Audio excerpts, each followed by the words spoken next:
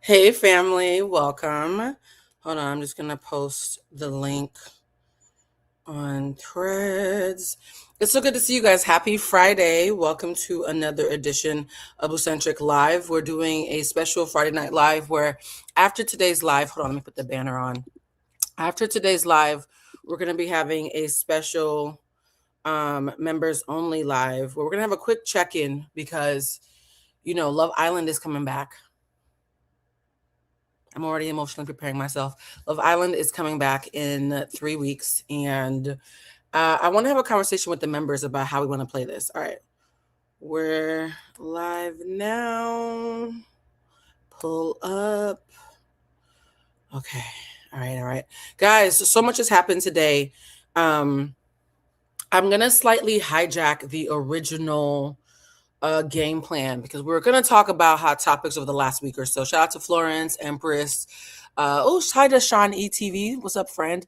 Deshaun, I'm seeing a couple of names in here. I want to make sure I acknowledge you guys. Lindor 222, you guys know that is my angel number. Our original plan has been hijacked for two different reasons. Number one, I saw the new episode of Summer House. And for those of you who don't watch Summer House, don't worry. 60% of the people who watch the show know about all the hot topics. Then there's the 40% of you, the very vocal 40% of you who have no idea what's ever happening. And you come here for me to level set and catch you up and then have discourse, right? So if you don't watch Summer House, it's okay. You can still rock with this tonight. But the latest episode of Summer House was so sinister. It was so sinister that in the middle of me working with it playing in the background, I got a heavy download, not 40% in the house. I got a heavy download and literally had to stop working in order to free write what I was being downloaded with. And I sat there and I wrote for like 20 minutes straight without like any full consciousness. And when I came out of it, it was like this long diatribe that I posted on Threads. And it's so funny because I plan to end this episode with Amanda and Sierra and Summer House and use it as a segue into the members only meeting. But I think I actually want to just give a heads up. If you haven't already seen my thread about Amanda on Threads at Bluecentric, please go check it out. We will be talking about it in this live at some point. I just want to call that out because you guys know that it always freaks me out when, as a clear cognizant who also does social commentary, I unintentionally end up channeling during our lives. It's happened a couple of times. I think the first time I ever channeled unintentionally during a live was probably the Ace and Shelly and Olandria live, where I tapped into Olandria's feelings and her family's feelings around that now infamous Speedy interview that happened in mid-August. And in that moment, I was not speaking on my own behalf. I was tapping into something else. Did not know it was happening. And then that clip went mega viral. That video ended up being in the top 100 of all of YouTube in the world. And it also got me harassed. I was harassed by Shalace fans for months afterwards because they thought I was doing voodoo. Because y'all don't understand how abilities work. So guys, I'm not doing voodoo on here, even though I have no judgment against any organized religions or spiritual practices. I'm not someone who just goes around putting hexes on people, because a lot of you who are deeply problematic when it comes to respecting spiritual beliefs think I'm putting hexes on people. I just channel into what's already there, okay? I just sometimes be tapping into shit by mistake, like, oopsie, how'd I get in here? Imagine you're walking into the room and you accidentally walk into your boss fucking the secretary. You didn't choose to be there, but you also saw what the fuck you saw. Yes. So, yeah, just I don't be wanting to tap, y'all. I don't be asking universe to tap. It's not something that I find fun. I don't care if it goes viral. It's always weird watching it back. Every time y'all say, Blue, you're channeling, and I watch it back, I never have any memory of what I'm saying. Like when I watch it back, I'm watching it with y'all. So it's a very weird thing that my spirit guides be showing up on here outside of Tarot Tuesday. I'm happy that this time, though, it happened before the show because I don't have the energy for all that right now. Anyways, so more on the Amanda channeled message and the Sierra channel message. And for those of you who said I accidentally tagged the wrong Sierra Miller, thank you for tagging the right one, because I really do want Kyle and Sierra in particular to see the download I got.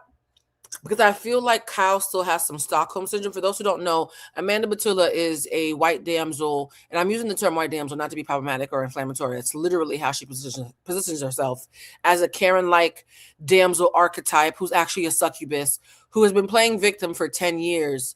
And even though I and several Black women and our white female allies have always been like, something about Amanda ain't right, most of us were told to shut the fuck up because we were haters. Now that Amanda's mask has completely fallen off for the general public, we're finally able to see the things that we've been seeing for a while. And she basically pretended to be a Black woman's best friend while that Black woman was crying over who she thought was the love of her life. And then as soon as she discarded her husband, who I believe, not fact, just an opinion, I know the difference. Once she discarded the husband who she had been using as a begrudging clout chase for 10 years, the first thing she did was to spitefully, I also believe, go after the love interest of her Black bestie, because the entire series, ever since Sierra came on the show, Sierra was a nurse working during the pandemic who's also a supermodel. A first responder / supermodel is a hard, tough act to, yes, the show's been on for 10 seasons, which is roughly about 10 years, guys. So the archetype of a first responder who's dropped dead gorgeous and a model and Black, so she's also adding more diversity. Immediately, Sierra was seen as the hot girl, the new hot girl. And Sierra is a Capricorn who carries herself very Capricorn. Yes, the champagne is burnt, honey. So she's also a Capricorn, which means she carries herself with a certain level of dignified air. To be a beautiful Black woman who's a first responder and you're dignified, the white folks ate that shit up, right? Every white man who was hot and single who came on that show was sniffing around Sierra's panties at least once or twice. Amanda, who's lost 30 pounds during her clout chase, trying to be Kyle's jump off, is like, wait a minute. So the only reason that y'all think Sierra's the hot one is because I'm married or in a relationship. But if I was single, you know it'd be me, right? Well, she tested that theory. And she did it in the most dastardly painful way possible. And yeah, I have strong thoughts about it, but I did not realize how much of a granular view I was going to get into it until today. So more on that later. But now for hot topics, guys, before we get into the Kevin Hart roast of it all. The Kevin Hart roast. I have such mixed feelings. Well, let me say this. I have pleasant feelings and incredibly unpleasant feelings. And those feelings stand alone quite beautifully by themselves. They just all happen to be mixed in the same bucket of the Kevin Hart roast. I will also say Dwayne "The Rock" Johnson is very attractive.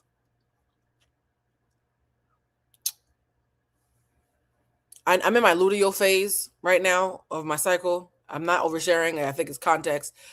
I watched the Kevin Hart roast, but made it a point to take a break when shit got super racist. And I stopped right before I thought I was going to hear Kevin's rebuttal, right after, what's his name? The iconic Cat Williams had his appearance. Because usually when you have somebody like Cat Williams go, right after the big kahuna goes, then you have the person who's being roasted respond. So I'm thinking all I've skipped is Kevin Hart's response because I've already heard it's mid. And respectfully, Kevin, by then so much had gone wrong. There's nothing you could have said to clean it up. So yesterday I said, do I have the stomach to watch Kevin's response? I said, let me try to watch it. I did not know that between Cat Williams and Kevin Hart, between these two little titans, they were going to squeeze in Dwayne "The Rock" Johnson. That man is very attractive. As he is cascading through the crowd in his black, I was like, am I ovulating? What's going on? That man is very attractive. I know he doesn't like Black women. Don't waste your time telling me. I know. But he is very attractive. Also, too, somebody said you just barked. Yeah, it was my eyes glazed over a little bit. Like, wow, I could tell he smelled good, like everywhere, huh? And then I also have to say, though, I think I am partial to Dwayne "The Rock" Johnson because the joke I've been telling since I was a kid is that if my father was taller and went to the gym, he would look like he was related to The Rock. So my Cuban side of my family, they look a little Black Samoan. And so I think that's where I get a lot of my undertones and my eyes from. Although my mother has my eyes too, so that's not true. But my Cuban family is very bright skinned and rockish. And so, you know, it'd be awkward if that was my cousin. That's a very attractive man. What was I talking about? I'm sorry. When I think about The Rock for too long, my brain gets scrambled. Yes. Oh, the show. Right. So, anyways, the show is sponsored by ADHD. We usually have an ADHD intro. I feel like that was just it. So, if you somebody said you couldn't finish the roast, I watched the roast while I was getting my hair done, so I had no choice. But I got all the way up until Kevin got on the stage and said he was about to do the rebuttal, and I was like, I'm good here. I think I've done enough. Somebody said focus. No, I'm focusing. Yes, he's a Taurus. His birthday's May 2nd. I'm very clear. He's one of ours. He's one of ours. For those who are saying, oh, I look cute. Y'all, I look crazy. I look crazy. My hair was crimped earlier this week and I have not combed it. So you're just watching what happens to a crimp 5 days without being brushed. The crimp has now crumped, child. I don't know what's going on with my hair. Anyway, and shout out to these hair nets. You put a little hair net on and suddenly you look like you're retro rather than the fact that you didn't feel like doing your hair. But before we start with the hot topics I had planned, I want to start with Drake. Yes, child. We are starting with Drake and ending with Kevin Hart. It's a lot going on. It's a lot going on. Aubrey has dropped 3 albums. 3 albums. Here's the thing. I, up until 2 years ago, was probably one of Drake's most loyal fans. I didn't stop being a fan of Drake because I was a sheep. I stopped being a hardcore fan of Drake because I moved to LA and then Kendrick happened. And then I saw how Drake acted to Kendrick happening. You see how I listed 3 things and only one of those things is Kendrick? I live in LA, so I'm now 1 degree of separation from Drake at all times. So I know way too much of this man's business and it's not all cute. Then the Kendrick thing happened. So by the time the Kendrick thing happened, I was already like, ew. Then I saw his bitch made reaction to Kendrick. And I don't call men bitches. To me, bitch is a gender neutral term for someone who acts in a way that is cowardly, just clearing up the vernacular. So yeah, Drake's reaction and Drake's actions are 2/3 of why I'm giving Drake the side. Kendrick is only 1/3. I need to be clear about that because there are some of you out there who hate Drake because you are sheep. Let's be honest. You were sucking his balls until Kendrick told you to stop, and I get that, right? Because propaganda, social currency, it's all a thing. We're all susceptible to some point. However, I'm not one of those people. I would have been okay being a dissenter if I actually thought that there was something to cling to when it comes to Aubrey. And though, because I like vibey music, I remember when the property manager came to do a walkthrough of my townhouse. I had only been living here for 3 weeks, but I moved quick. I had already painted, put up art, had my little velvet sofa put down. So when she came in, she was like, it is so vibey in here. And I was like, really? We barely moved anything in. She's like, no, it's very vibey in here. And I've seen that reaction from people where I don't have a shit ton of furniture, but apparently as a neurodivergent girly who has to self-soothe in order not to have a heart attack because hypertension is real in my family, I tend to really rely on vibey environments as a part of my mental health, but also part of my physical health. So if you like vibes, you have to like Drake to some degree because the nigga's nothing but vibes. Yes? So I decided this last night when I heard that his albums had dropped, and as an industry person, I'm inclined to believe he dropped 3 albums because he's trying to get out of his deal with the label. I'm inclined to believe he dropped those 3 albums because much like when Rihanna was trying to get her freedom, she was just dropping out albums, bang, bang, bang, bang, bang. And as soon as she made her quota, she started popping out babies we haven't heard from her since on the stage, right? So I do believe that him dropping 3 albums, because some people are saying it sounds desperate. It does. I think it's desperation to be free from his record label and whatever contracts he has. I think it's desperation to pay off his alleged gambling debts. I think it's desperation to throw everything at the wall and see what sticks. Somebody posted something that I thought was really on the nose, and I think I might have reposted it on my threads. Hold on. He said, Drake dropped a rap album, an R&B album, and a dance album at midnight and called it a trilogy. That's not a trilogy. It's an identity crisis. I believe it. Yes, free us. I felt like if Harriet Tubman had tongue-kissed Sacagawea and neither of them could find the North Star and were in the shrubs running from Mr. John and Master for freedom, but all they could hear was Aubrey in the background, like a hallucination playing in their ears. That's what it felt like trying to listen to all 3 of them albums last night. Release them. Release me at least. Shit. I at one point I said, did I take an edible? No, I'm so serious. I thought that because I'm PMSing, maybe I had overdosed myself on my medicinals. I said maybe I had some of that funky tea that's in the little special box next to the tea kettle. Because why do I feel? In fact, even thinking about those 3 albums, I feel high right now. It was a fever dream. Last night was hell. I had crazy dreams. Do not listen to Drake's album late at night. I had the craziest dream. I was running from a topless Iceman who was whispering, but he wasn't scary. He just sounded like lamb chop. Like, it's just, Drake, what are you doing? Mbakopon. Like, what's going on? Are you okay? And here's the thing. What did I write? Let me go on Threads because I think I might have, in my desperation, started threading about it because I just didn't know what was going on. Hold on, what did I write on Threads, child?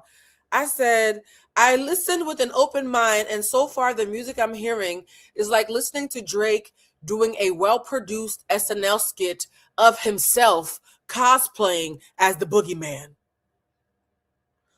Okay, I guess. Can't call it ass, but also can't call it great. Can't call it ass, but also can't call it great might need to be the name of Drake's memoir. You're welcome. Reheating your own nachos 2 years after we all moved on and you're still in litigation for not knowing how to take an L is definitely a choice. He's still going to end up making a shit ton of money off of this, though, and hopefully that's going to help him pay off his gambling debts and his lawyers. So, hey, yay, I guess. If that's it, you like it, I love it. I'm not gonna know. Wait, I'll say this. It's great for the background. Because once I stopped listening to the music and let the music listen to me and had it like kind of dripped into like the ticker tape. Like you see how you see this little red ticker at the bottom of the screen? I just let it kind of like just float away from me and let it float over my body rather than come through me. I forgot it was even playing. In fact, the Iceman album sounds like one long, angry voicemail.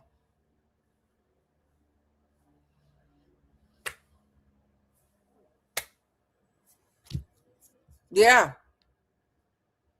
Yeah. You know how when me and Bridget be sending each other these 5-minute voicemails and I start making a sandwich and stuff and then start running my bath water while I'm listening to her like a podcast? It just felt like I was listening to my friend tell me the same story for the millionth time about how this nigga got him fucked up. And I've heard it all before. Heard it all before. And but you gotta let your friend vent because he's having lots of feelings.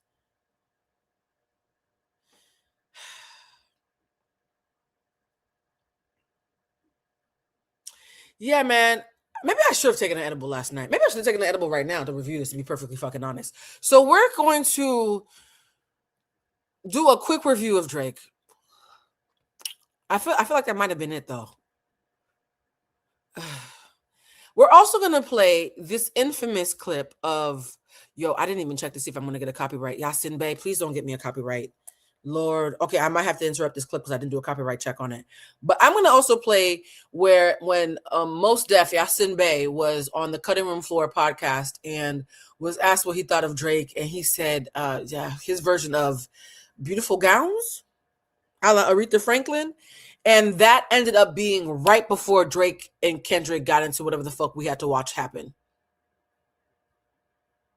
So, how many albums does he owe the label? At least 3, apparently. At least 3. Because I feel like we listened to most of his quota last night. If you listen to all of Drake's album before sunrise, you might be entitled to some compensation. Drake's albums, if you listen to Iceman all at once, and all 3 albums back to back is like the audio equivalent of if somebody hid some Benadryl in an edible. Because it's like you were already ready for vibes, but now you've been unintentionally knocked out and you're not sure where you are. Yeah? You didn't need to put the Benadryl in the edible. I was already trying to go somewhere with you. You didn't have to drag me by the ankle in a duffel bag, yeah? Sorry, I told myself I was going to be chill. This is chill, y'all. Why y'all saying, oh my God? No, don't be scared. Just lay down first. Do not do heavy machinery. Okay, let's just child. Where's the video? Did I even upload it? I'm so annoyed. I was like, of all, because y'all know for a fact that if Drake had not dropped the album on the day that I was going live, y'all know me. I'm not an ambulance chaser. We don't need to talk about everything on the show. I'm on auto pay. I'm fine. So there's some creators who, let Drake fart. They want to go live. I'm not one of them girls. I don't have that kind of time. So had this happened any other day, I would have pretended I didn't know nothing about it. But it happening the day of the live, I knew I couldn't lie to y'all. So the only reason we're going to even talk about this for 5 minutes, I got this on the docket, is because he caught me slipping. I made the mistake of doing not Tarot Tuesday, of doing Monday. Sorry, not Monday. That's with Carlos. Friday Night Live instead of Thursday Night Live. Had I gone live last night, we could have all been free of this, but he got us. Okay, so 3 albums. Just oh bon Dieu. We up. We are so back. So Aubrey's Angels were, let's first start. I wanted to start with something positive. This is all I can stomach. Mind you, I will be playing these albums because what did I just finish saying? It's vibey background music that might help you to sleep. I have use for that. And I feel like when you're not listening to 75 hours of Drake being upset, you then can pick actual one-off songs that can be good filler in between your faves on a playlist. We all know, maybe this is me, I'm a playlist girl, right? For my birthday, I let everybody else do the playlist, which was fine. But I really wish I had gone with my own playlist because I had a whole curated playlist that I listened to after my birthday. I was like, yo, this would have been amazing. So I'm never again not listening to my good by playing my own playlist. And one of the things that I do in playlists, and this might be part of my neurodivergence, is the playlist in my mind is me envisioning everybody arriving to the function, everybody chilling at the function, and everybody getting the fuck out the function. So my playlists tend to have a little bit of a whatever, right? Which means there are certain songs that I fucking love that I can't play till the apex because I want to make sure everybody's in the room when these songs play, which means I need pleasant, inconsequential filler songs to get me to that place. Do all the other playlist girls know what I'm talking about? Do all the other playlist girls who have curated playlists for functions know what I'm talking about? There's always the filler songs that you need to just keep the fire going at a subtle pace until you get to the part where you want to play the bangers. Yes? I feel like Drake's album is all those filler songs. Thank you for those who understand. So if you have a great playlist that is a little sexy, a little vibey, a little angry, and you need a random forgettable track to have in between two of your faves because somebody's coming, but they're trying to find for parking, Drake is great for that. Okay? Now, you also know that Drake has a slightly racist problem with fake accents and taking on racial identities of others. Because when y'all, yes, I don't even want to call it B-sides. I think B-sides be amazing. Some of my favorite tracks are B-sides. No, that's a little bit too much of a compliment. I think filler is what I meant, so I said it. Yeah, I think it's filler. I don't think it's B-sides. B-sides be slapping. So, Drake is the king of the filler. He used to be the king of the summer. He used to be the king of the caption. Now he is the grand madame of filler music. And you know he has a problem with taking on people's personas and archetypes and accents and ethnicities and whatnot, because when y'all told him that he was racially ambiguous, biracial, he took that as free license to just be vodka. For those who don't know, vodka takes on the flavor of whatever it touches. Drake is vodka, okay? No flavor of his own, but you add him to anything else, and suddenly you have a Billboard hit and another payment to his broker. Sorry, his bookie. Allegedly. So his 3 albums are called Habibti. I'm sure he wrote that in an accent of some sort.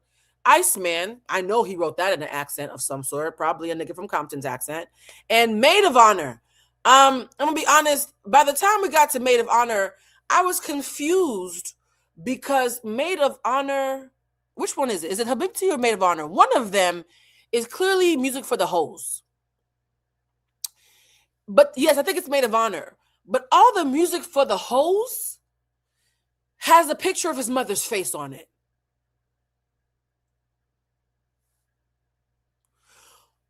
Mother's Day just passed. And of all the gifts that I've thought about giving my mother for Mother's Day, putting her face on the cover of an album all about whore activity, there's That never made my list. I'm not even gonna hold y'all. And I know he loved that lady, so I'm confused. I know you love that lady so much. You jump off birth her with a penis and you called it your son, right? You birthed your mama. So I know you love that lady. But why are the whole songs have her face on it? And behind her face is like an illusion of what is either Drake or his pappy. I can't tell which one. What are you saying? Anyways, let me not put too much critical thought into this because then I'll ruin it. Because vibes, right? Fuck music, just vibes. Fuck bars, just vibes. Vibes and animosity. The 3 albums, Habibti, Iceman, and Maid of Honor. And because honor has a U in it, it's obviously said with the British accent because he's a top boy, yes, or a waste man, depending on what part of Brixton you mentioned his name in. These 3 titles spell him. You named your album Trilogy after a poorly conceptualized movie that was pseudo deep. So, much like the movie Him, that actually kind of tracks. Drake's trilogy had as much depth as the movie Him. So the fact that all 3 lined up spell out him, I think that makes sense. I'll accept it.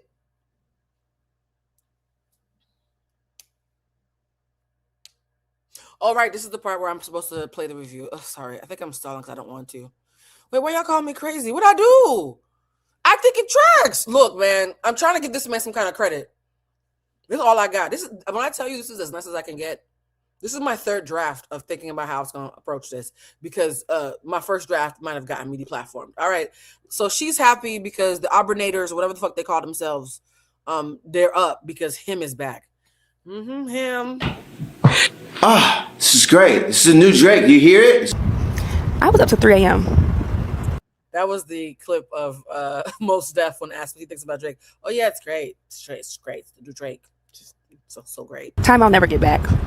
Digesting all of that shit. Okay, you know, and I have opinions. Okay, had he just given us Iceman and then taken like maybe 2 songs off of Habibti, however you pronounce it, and then he could have fully just kept Maid of Honor, and then maybe I'd be like, you know what, not too much on him. Oh, she didn't like none of the songs from the Horror album? And y'all, I'm not even joking. The whole album is like, quite literally, I think there might be a song just called Whore. Like, I'm not making this up. What a song's called, child? I don't want y'all to think I'm being problematic to the girlies, honey, because y'all love to cancel bitches. Ooh. Oh, shit. The last song I listened to was called Janice, Shut the Fuck Up. He literally has a song called Janice, Shut the Fuck Up. Now, what Janice do to you? How Janice get in this? And you having the Michael Jackson glove. I don't like that. I don't like the Michael Jackson glove. I don't like that. Oh, shit. He even has the Michael Jackson glove in the promo. Oh, God. Oh, God. Yes, I'm not crazy. So for Maid of Honor, it's his mama with his daddy's face in the background. Yes, who the fuck is Janice? I have so many questions. Why? And the first song is called Ho Face. Second song is called Road Trips because hoes like to be outside. Then it's called Outside Tweaking because the hoes need drugs. Then it's called Cheetah Print because the hoes got panties until they don't. Then it's called Which One because we just gonna choose any old dick. Then it's called Amazing Shape. Maybe I'll play this one at the gym. BBW, I heard great things about this one. Felt like it was a shout out to me. How you doing? Although we know you don't really like BBWs. You just like Pogs. You don't like BBWs. You like Pogs. So those who know what Pogs is, it's PAWGS. It's a subcategory of the porn community because I do watch porn. Okay? Don't king shame me. Pog stands for fat ass white girl. Okay? So BBW, but it should be called Pog. True Bestie, that's probably also some hoe shit. Where's your stuff? Somebody kicked the hoe out, apparently. New Bestie, you found you a new hoe. Q&A, somebody sent you a long text. Stuck, you at the clinic. Goose and Juice, I feel like that is self-explanatory. And lastly, Princess. It's either about Drake or one of his hoes. I don't know.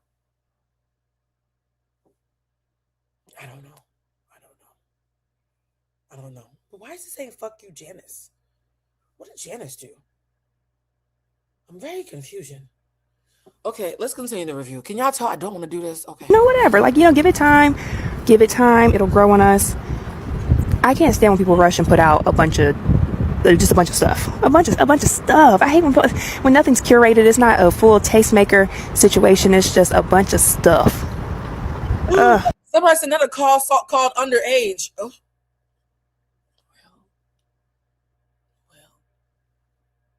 Well. Not y'all saying Janice Combs. Leave that lady out of this. Y'all ain't shit. Aubrey is almost 40 years old. Yes, he has a song where he says, "I tired. I almost 40." We can tell. You need to be focused on your cholesterol, not your whole phase. I mean, why can't you do both? Blue, you are cracking me up. I'm not trying to. Yes, the Abernators.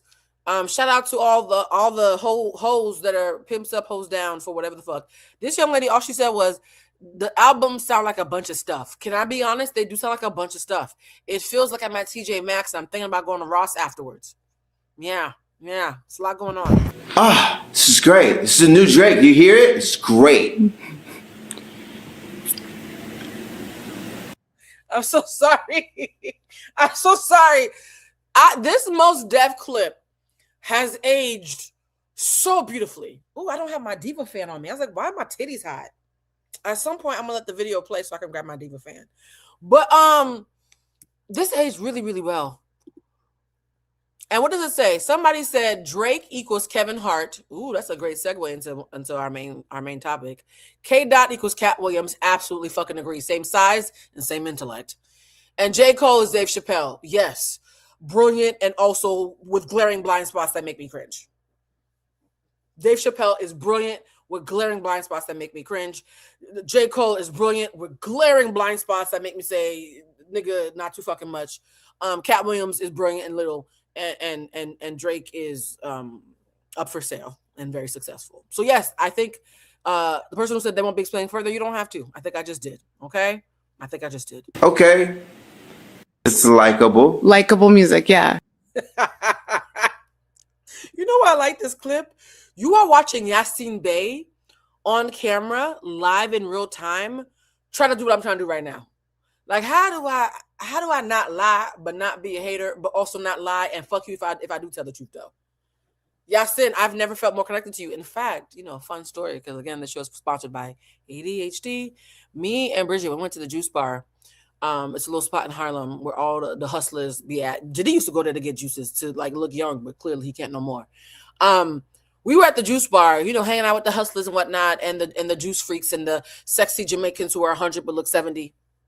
And we're getting these pure juices that are meant to wash you out. In fact, when I go back to New York at the end of the month, I need to go back to the juice bar and get some products. And at where's the juice bar, we see a good smelling black man in a black on black Gucci two-piece. It was either Gucci or Fendi, Dolce and Gabbana. Child, it was one of them expensive acronyms that y'all be slapping on shit to try to pay 1,000 times the price. And he's wearing this really amazing black on black two-piece set. He smelled good. It was Jonate, Cool Water, something, child, Dracar Noir, something. I was like, this man got good credit. You could tell. So while we're at the juice bar, we're getting our drink. I think I was getting like a Pussy Purr or some other drink that Bridget told me to get for my virility. And he's getting his drinks. And he starts up a conversation with us. Do you know we talked to this man for about 45 minutes? At one part, I looked at Bridget. I was like, there's no way in hell he don't have a young girlfriend. I like my niggas a little bit young. Younger than me, but not young. So let me not say young. Because for me, young is like 39. Because I'm in my early 40s, right? So I like niggas who are like a couple years younger than me because hopefully they can still listen. Because once a man hits about 50, for some reason, the 50-year-olds are the ones who are all voting MAGA, child. Don't get me started. So as somebody who's a little scared of my own age demographic, because I just was born in time before niggas started, being Republicans, I like to date men who are slightly younger. I was like, if I dated men who are older, I could see how this man could talk somebody out their pants. Do you know, an hour into this conversation, we realized that is Yasin Bey's daddy. That is So the girl leaned over and said, y'all don't realize that y'all been kicking with Mos Def's daddy all night long. I said, this who raised Mos Def? Why am I bringing this up? A nigga who, anybody who that nigga raised knows what it's like to be around real niggas. You understand me? Anybody, now that I've met Mos Def's daddy, I ain't got no more questions about Mos Def. Okay? real Harlem niggas laugh at whatever the Aubrey got going on. So it's not lost on me that before it was even popular, somebody said, who? Yes, it was. Yes, Mos Def is very attractive. It's not lost on me that before it was popular to listen to Kendrick calling out Drake, Mos Def was like, what the fuck is this? Who is this nigga? And so in retrospect, a lot of the disdain covered in playful banter that Mos Def has displayed about Drake makes so much sense for all the reasons that Kendrick's violently direct disdain for Drake made sense when he was, stomping on his proverbial grave. Lyric wise, they're really bad. Iceman, he sounds like a scorned woman who just got a divorce and she didn't get nothing in the divorce settlement. She didn't get nothing. The husband took everything. That's what Iceman sounds like. That's actually a really great analogy. If you see, somebody said Blue's not wearing a stitch of makeup but looks great. Oh, I appreciate it, y'all, because I'm using this. What is it? Is it Rare Beauty? Is it Rhode? I'm trying to support all the girls, child, with the skincare. One of them, they got like a blurring glass skin lotion that I've been using. So it's that. It's just the blurring lotion I've been using. It's great. It's like a filter in a bottle, but it's on your real face. Yeah, Drake. If you think about Drake the way you would think about, let's say he was a woman named Diane who has a great bouffant hairstyle that she gets done at the salon every Friday and has been a kept woman for 25 years, and then she gets left for an octoroon yoga instructor with a tight ass, and now she's bitter because her husband left her with nothing. Suddenly Drake's stance makes more sense. It is giving bitter divorcee. I'm not trying to attack his manhood. It just so happens that when I think of Drake's behavior, white women come to mind at first. That's not intentional. It's just that the way that Drake's behavior tastes is usually attached to a tone deaf, culturally insensitive white woman with a lot of money and a son named Jalen. Yeah? So I don't know where Drake was going with that. I don't know where he was going with it. Okay, so cool, boom, right? The other two, I didn't like them first listen, but I'm going to listen to them again. I'm going to listen to them again. I'm going to circle back, okay? Drake dropped 3 albums tonight. I'm still awake, so I'm going to give you my opinions, and I want you guys to give me your opinions in the comments after. So this young man, let's look at his name and shout him out. His name is Keep It KJ. Okay, what's up, Keep It KJ? Keep It KJ, I only listened to half of this. I'm not going to hold you because I was doing my skincare and I was a little distracted. But from what I've heard, I think his review is probably the closest to my own. But I've only heard the first half. Let's see. First, we're going to talk about Iceman, and I'm going to be honest, I'm not really a fan of it. To be honest, all the beats sound the same to me, and it's almost like he's trying to recreate Sicko Mode with Travis Scott. Yes. Okay, so when you listen to Sicko Mode, I love Sicko Mode. I am not a fucking hater. I'm not going to be a revisionist historian. Sicko Mode is still on my fucking workout playlist. When you listen to Sicko Mode is like 3 songs in one, right? The song changes like 3 different times, and it's very distinct. That part where Drake is like slept through the flight, and he's in the back of a car, that mood is such a vibe, right? The entire Iceman album sounds like he's just trying to create that interlude of Sicko Mode for like 45 minutes straight. I've never been with the impotent man before, but I hear it's very frustrating for all parties involved. But from what I've heard about impotent men, when a nigga who used to get hard very easily is just flapping it at you, trying to make it stand up and impress you, and it just keeps on falling flat. And at a certain point, you guys are not making eye contact because you're both embarrassed on his behalf. And you know the thing that he's aiming to do is amazing. It's just not happening currently.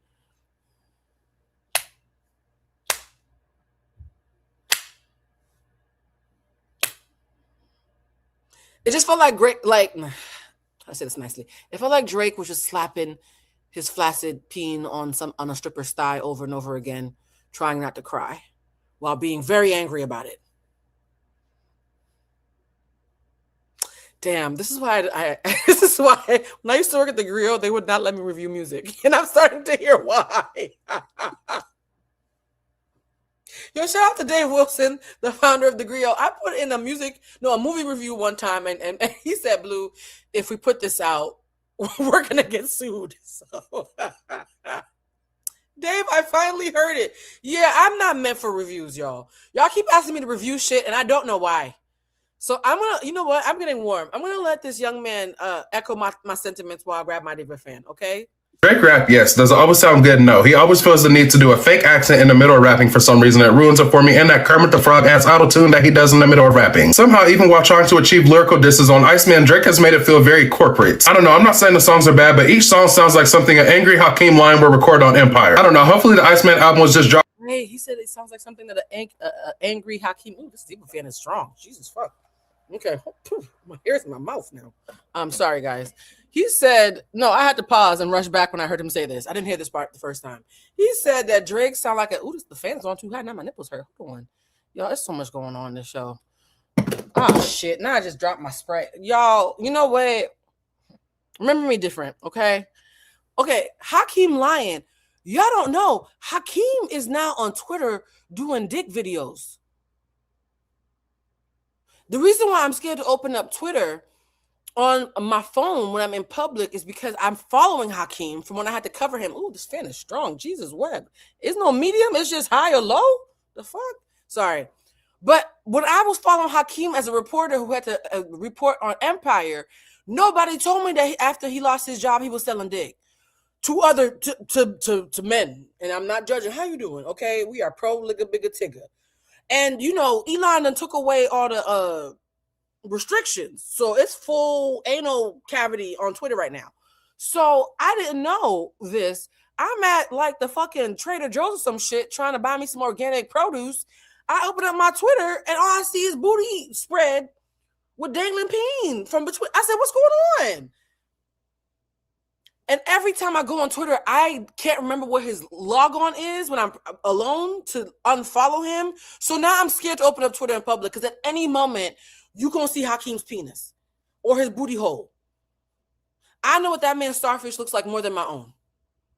He's no, y'all, he's literally selling holes, okay? And we are not anti-sex work. I'm just can we get a trigger warning or a blurred image that I can opt into when I'm at the CVS, okay? So, oh my God, that's so amazing that he compared Drake to Hakeem after I just did the whole flaccid penis thing, because exactly, oh, I love how this works out. Okay, my ADHD is really on 10 right now. Did I take any meds today? I probably didn't. All right, let's keep watching. For him to get out his label, it wasn't doing it for me. Next up was Habiti. It was like an R&B album. I'm not gonna lie, I got like a 3 out of 11 for me. I do like it, but once again, he's just kind of talking on a lot of the beats, and he's doing this Kermit the Frog deep ass singing voice. I don't know why the fuck he's playing like he can't sing. He was like, yeah, I'm mad. I'm about to get mad.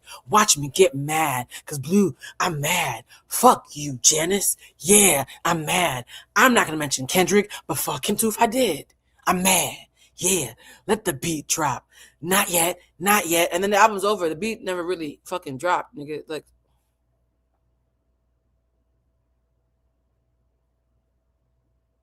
how you bad at foreplay? I'm a pansexual. I very much appreciate foreplay. Shit, when I get with the lesbians, technically, to the straights, it's all foreplay. And yet you have me up here resenting foreplay. Never thought I would see the day. Just slapping it on my thigh. Nothing. I know that Drake likes to take influence from other artists, so I feel like he heard Playboi Carti and Young Thug's deep voice, and he thought he was about to hit that shit too. I don't know. Usually I love a good Sexy Red feature, but the one on this album really wasn't doing it for me. A lot of the songs... I've been off of Sexy Red since she came out with a lip gloss called Gonorrhea, child. Somebody said Iceman should have been called Lukewarm Man.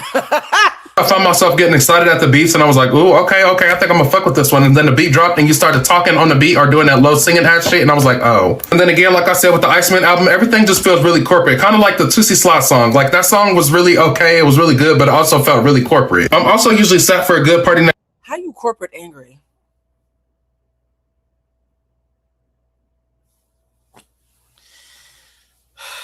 Oof, y'all, I think I only have like 3 more minutes, and I'm working. Okay, I'm gonna stop interrupting. I don't want to do this, but I feel like as a social commentarian, it is my job to talk about hot topics, especially if one falls in my lap the day of my life. So I'm gonna just let this man cook. Store feature, but this song didn't do it for me either. Overall, 3 out of 11. Habiti didn't do it for me. Next. Last up, we have the Made of Honor album. I'm not gonna lie, this one was the one for me. It reminds me of Honestly Nevermind. I love the house / Look, I didn't mind Maid of Honor because it's meant for the hoes. Apparently, I'm the hoes, okay? So I was like, okay, well, the nigga was angry for the whole Iceman. I think I fell asleep for Habibti. I just realized I might have dozed off for Habibti, so that's probably why I don't have any strong thoughts. But I feel like that is a strong thought. Yes, that shit rocked me to sleep until the whole showed up. So I can't say much about Habibti other than great nap. But when I heard the Maid of Honor one, aside from the fact that it was all about whores with his mama's face and his daddy in the background, so are you calling your mother your daddy's white whore? Aubrey, who is doing your symbolism?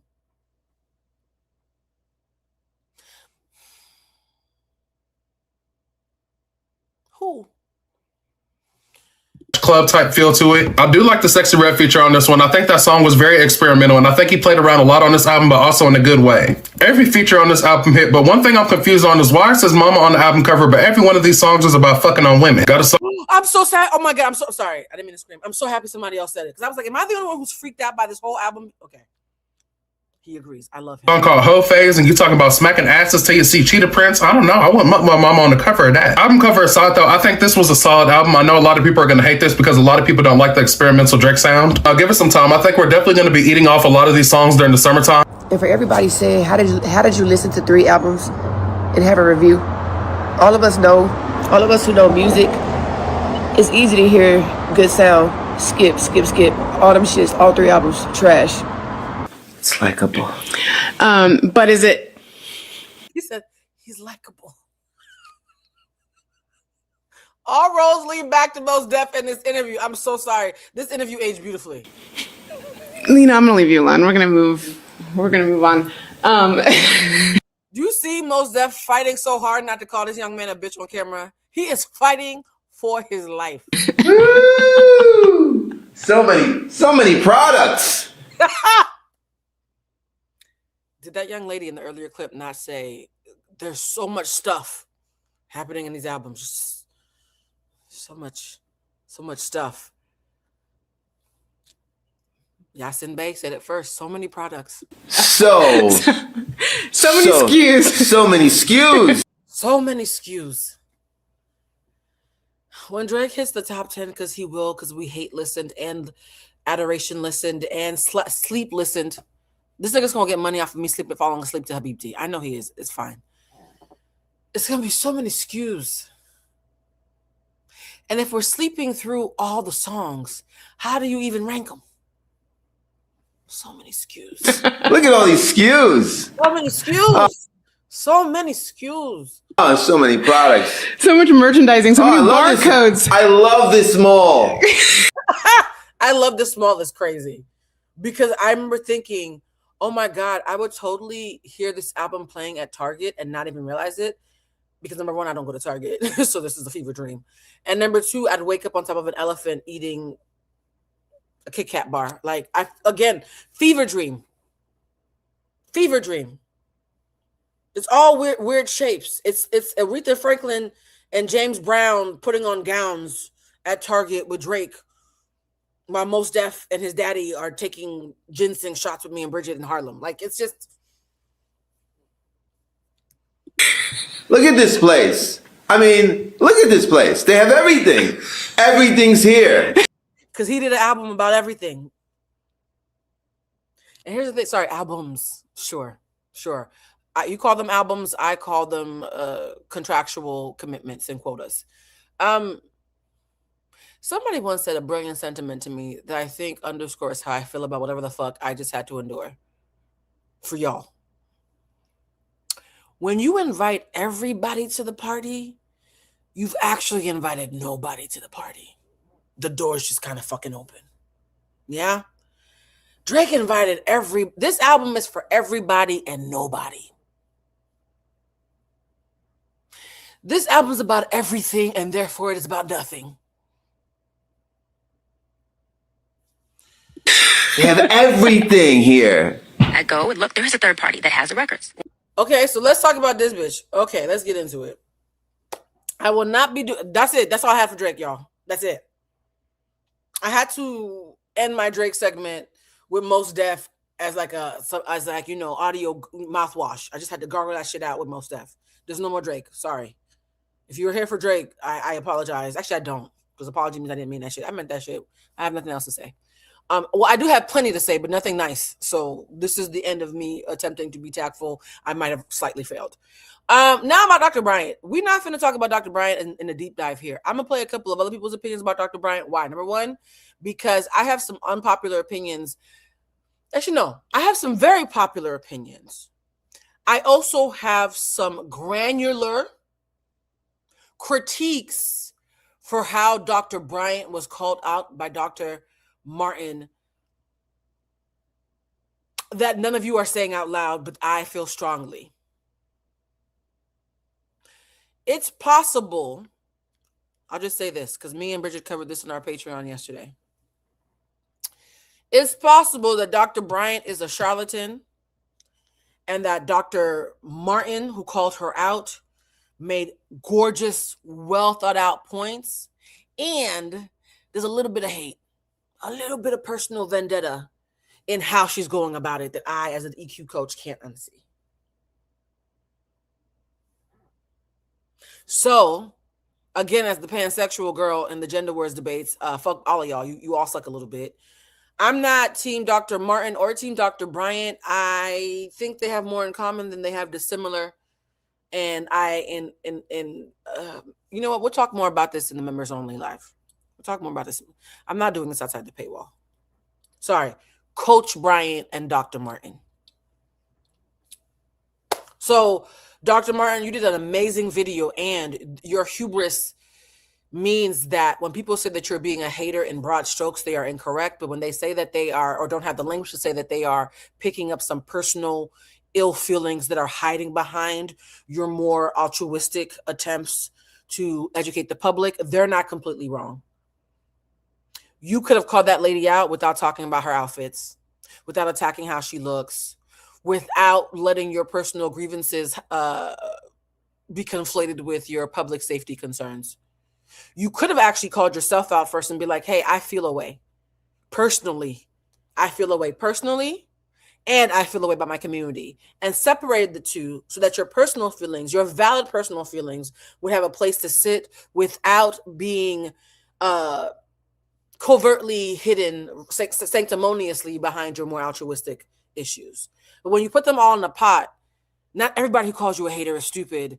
Some of them just don't have the language to expand their vocabulary to say, hey, she's making a great point, and I'm tasting a little bit of personal grievance that ain't got shit to do with us or public health. Also, Dr. Bryant has never on the record talked about how you looked. You have on the record several times talked about how she looks. So if you bring looks into it in an adversarial way, in a demeaning way about her, I actually, despite being your key demographic, can't defend you when they talk about how you look. You actually open that door and they walk through it. So yeah, more on that on me and Bridget's Patreon, and I'll touch on that in broad strokes when we have our members meeting right after this one. But yeah, y'all, I've been real quiet on this because I agree with the message against her. The messenger is incredibly flawed and not taking accountability for those flaws. Because I'm a flawed messenger. I call that shit out every day. That's why you listen to me, because you know that I'm not above reproach. You can't hold somebody accountable and then be completely resistant to any accountability on your own and have an EQ coach like me not call it out. Because again, mental health is not a one size fits all. Even with the license, there are things that I can do that a lot of therapists can't. And with the license, there are a lot of things that therapists can do that I can't, right? Coaches and therapists are different. And I would not say that one is necessarily better than the other. It's about who is compatible with which service at which time of their lives. There are times in your life where, fuck me, you need a therapist. Yeah? Fuck Bluecentric, you need a therapist. Then there are times in your life where you've had a therapist for 15 years and it's not working, or it's hit a wall and you come to me and suddenly all the shit you learn in therapy click. And suddenly I make sense. And I'm just as valuable as your therapist, if not more so in that moment. Then there are those of you, shout out to those of you who have savings accounts, who can afford to have a therapist and a coach simultaneously. Not to mention 40% of my clients are therapists. So I'm saying this to say that just because an unlicensed coach is not a therapist does not mean that they don't have value. So my issue with Dr. Bryant is not that she is an unlicensed coach. It's that she's a liar. Who virtue signals. But I've said enough. Let me play the video. Why contact a third party? That third party only holds records for 2 years. The latest has determined that was a lie. An alleged untruth. There we go. You can still order your transcripts. I earned my doctorate before it shut down. Dissertation is published. That's all we're saying. Like, everyone's so stuck on, y'all trying to hate on. No. She should have just said it was a bachelor's or something so he wouldn't have been able to research it. Who took accountability, love? Who took accountability? Who are you saying took accountability? Because I have met both Dr. Martin and Dr. Bryant in real life. And Bridget is actually friends with Dr. Martin. I sat at the table next to Dr. Bryant and Yolanda Adams at the Hollywood Unlocked Awards a year ago. Who took accountability? Because we have a lot of mutual friends, and the one things that we all agree about when we talk about, what did she say to take accountability? Let me know, because I saw videos of her doubling and tripling down. So on the fourth time, so the first 3 times she doubled, tripled, and quadrupled down. What was her accountability the fourth time? Because I'm not being facetious. I kept on seeing her double down, which is why I checked out. Oh, excellent. Can somebody send me a link of that? I would love to actually post that, because that is I have a huge grievance with some of the things she said, and I found them just as irresponsible as what she was calling out Dr. Martin for. So if you if it's on the Martin Hill channel, I don't have time to watch a whole video while I'm doing a live, but if there's a link, somebody can send it in the chat and I'll definitely watch it. Yeah, you have to excuse me that I didn't stick around for the 4th iteration. You have a first and second chance, and you double down and you make videos and you mock and call people haters for calling you a hater. You're gonna lose me. You're gonna lose me, respectfully. All right, let's keep playing. Somebody else was like, yeah, we was all in class together. Dr. Bryant, Dr. Seuss, Dr. J, Dr. Pepper. Cousins, what y'all think? Do she have the degree that she says that she had? Did she ever have a license? What is going on? 6 separate degrees, 3 doctorates, 0 proof. How do you get 6 degrees and 3 doctorates with no proof? For the 40% who are lost, there's nothing to be lost about. This has been everywhere. Dr. Cheyenne Bryant has been viral on several shows, including this one, where we talked about how she is, I guess, like the feminine version of Kevin Samuels. She's gone viral a million times on Nick Cannon. She's gone viral a million times on Shannon Sharp, the Joe Budden podcast, all types of places, talking about male and female relationships using terms like low vibrational, high vibrational, etc. People have called into question, is she actually a doctor? Can she show proof of her being a doctor? She has not been able to show proof. And instead, she told us all that the school burnt down, the computers burnt down, the Wi-Fi burnt down, and nobody except for the dinosaurs and God have proof of her being a doctor. But even if she did have proof, fuck y'all anyways, because only God can judge her. That's what's happened. And she said she don't need a doctorate, even though she is a doctor, because God told her she was. Amen, amen, virtue signaling. And then Dr. Martin came out, and who actually is a doctor and very well accredited and a brilliant woman, flawed and brilliant, because those 2 things can coexist. So I'm not being facetious when I say someone's brilliant after I said I took some issue with their approach. And Dr. Martin came out and said, no, we need licensing boards. We need licensed therapists, because those boards are there to keep not just the therapist safe, but to keep the client safe in case that we're behaving in a way that is harmful, or that is outside of our bounds, or that goes against the vows that we took to keep for public safety. So Dr. Martin is saying, no, you actually need to be licensed if you're going to call yourself a doctor and a therapist and charge like a doctor and a therapist, because that is meant for us to have someone to answer to. And you saying that you have no one to answer to makes you dangerous, because nobody's having checks and balances. By the way, you look crazy in that see-through dress, and that's probably the only reason these motherfuckers like you. You see how it started off making sense and then it went left? You see how it started off real good and then the wig got a little crooked, right? And so people said, now, bitch, why you gotta talk about how she dressed if you're gonna talk about public health? You could have just said you didn't. What's going on? And I said, ooh, I kind of hate everybody in this. And I say I hate everybody as a joke, but I don't feel a kinship to anybody, because y'all know, as someone who lives in the space of emotional intelligence, EQ is centered around being balanced in the middle, in that middle space where you're accountable for your emotions without being full of shame, because you rather just course correct and keep it pushing, right? And as somebody who lives in the middle, the grifters on this end and the self-righteous, highly qualified, well-vetted people who have all the credentials, but also a bunch of fucking ego that makes them have blind spots, who live on this end, are equal distance from me. They're equal distance from me because both of them are running past the middle where I live. Yeah? So I applauded Dr. Martin, but she ran right past me with that shit. I was like, ooh, close.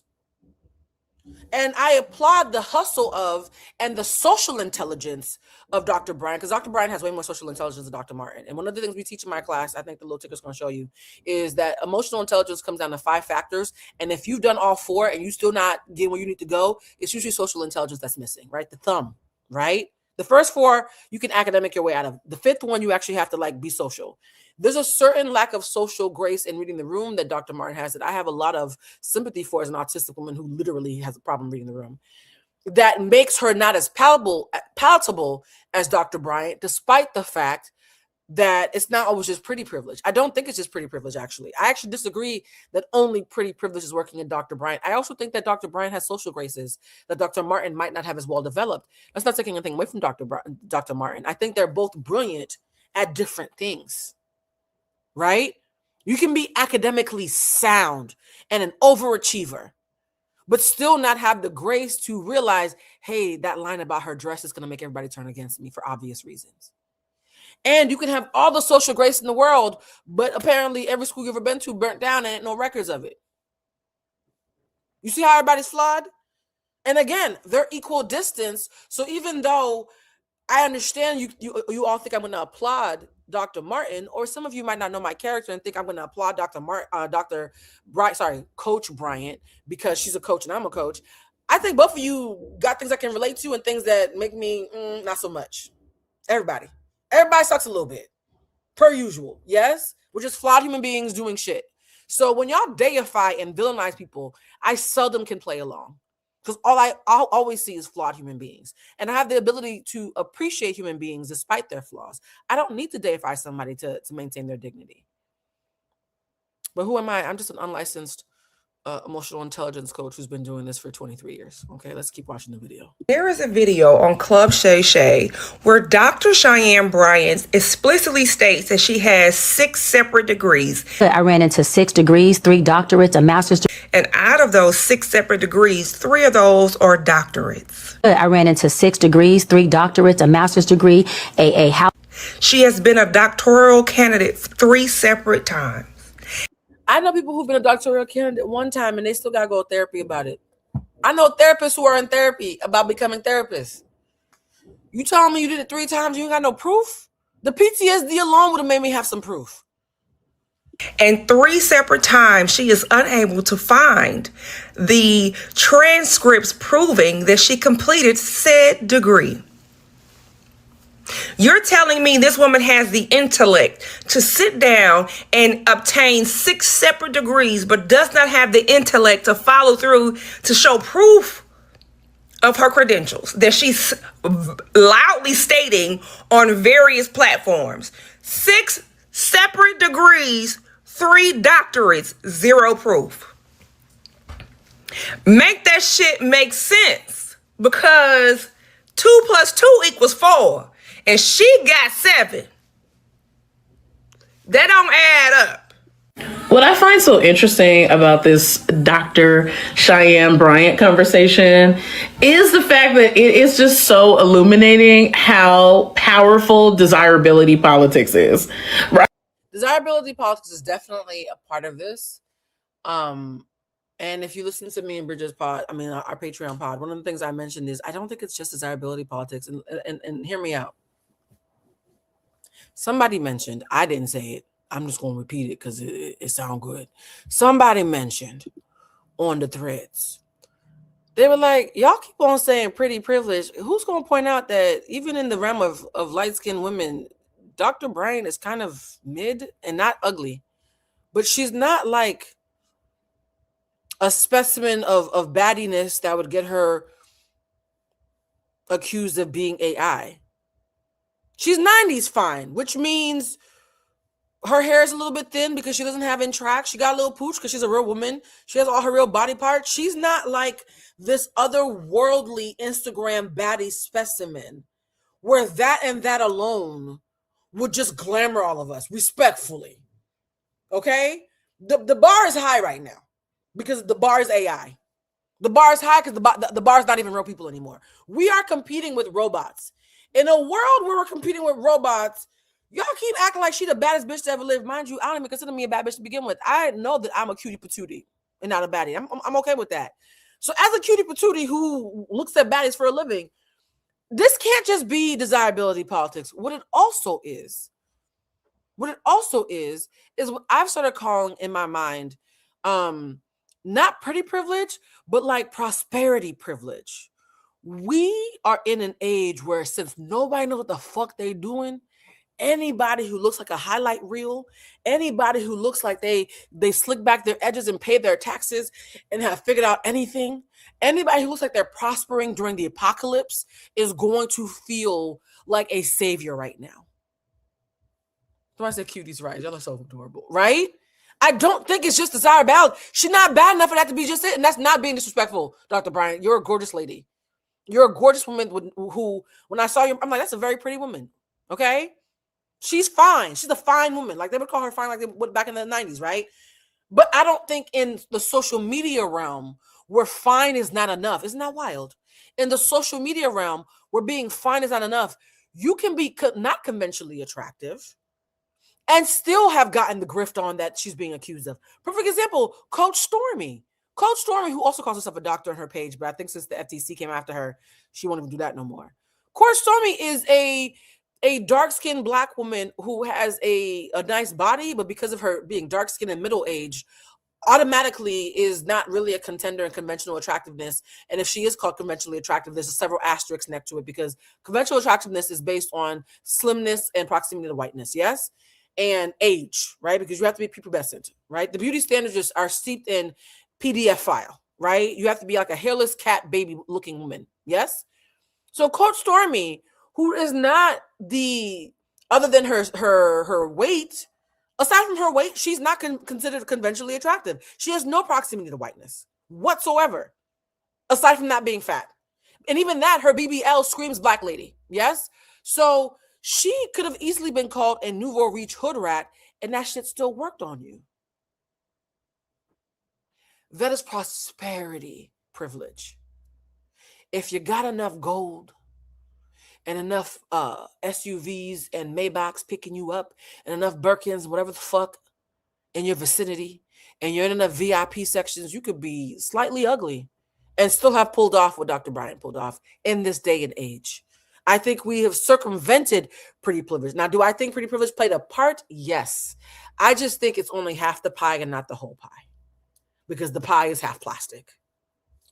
Just saying. Just wanted to throw that in there before we continue. Right, like the fact that this person is light-skinned, conventionally attractive, has like 2-3C hair, and has all these clients in this massive platform, right? There are so many licensed therapists never asked to be on the Breakfast Club or the Joe Budden podcast, right? Like the fact that she's gotten all of these opportunities simply based on how she looks. It had nothing to do with credentials. The fact that she even has clientele has a lot to do with how she looks. And this goes beyond her, right? This plays a role in the influencer world on social media, who you listen to and who you don't, whether it be from beauty pages.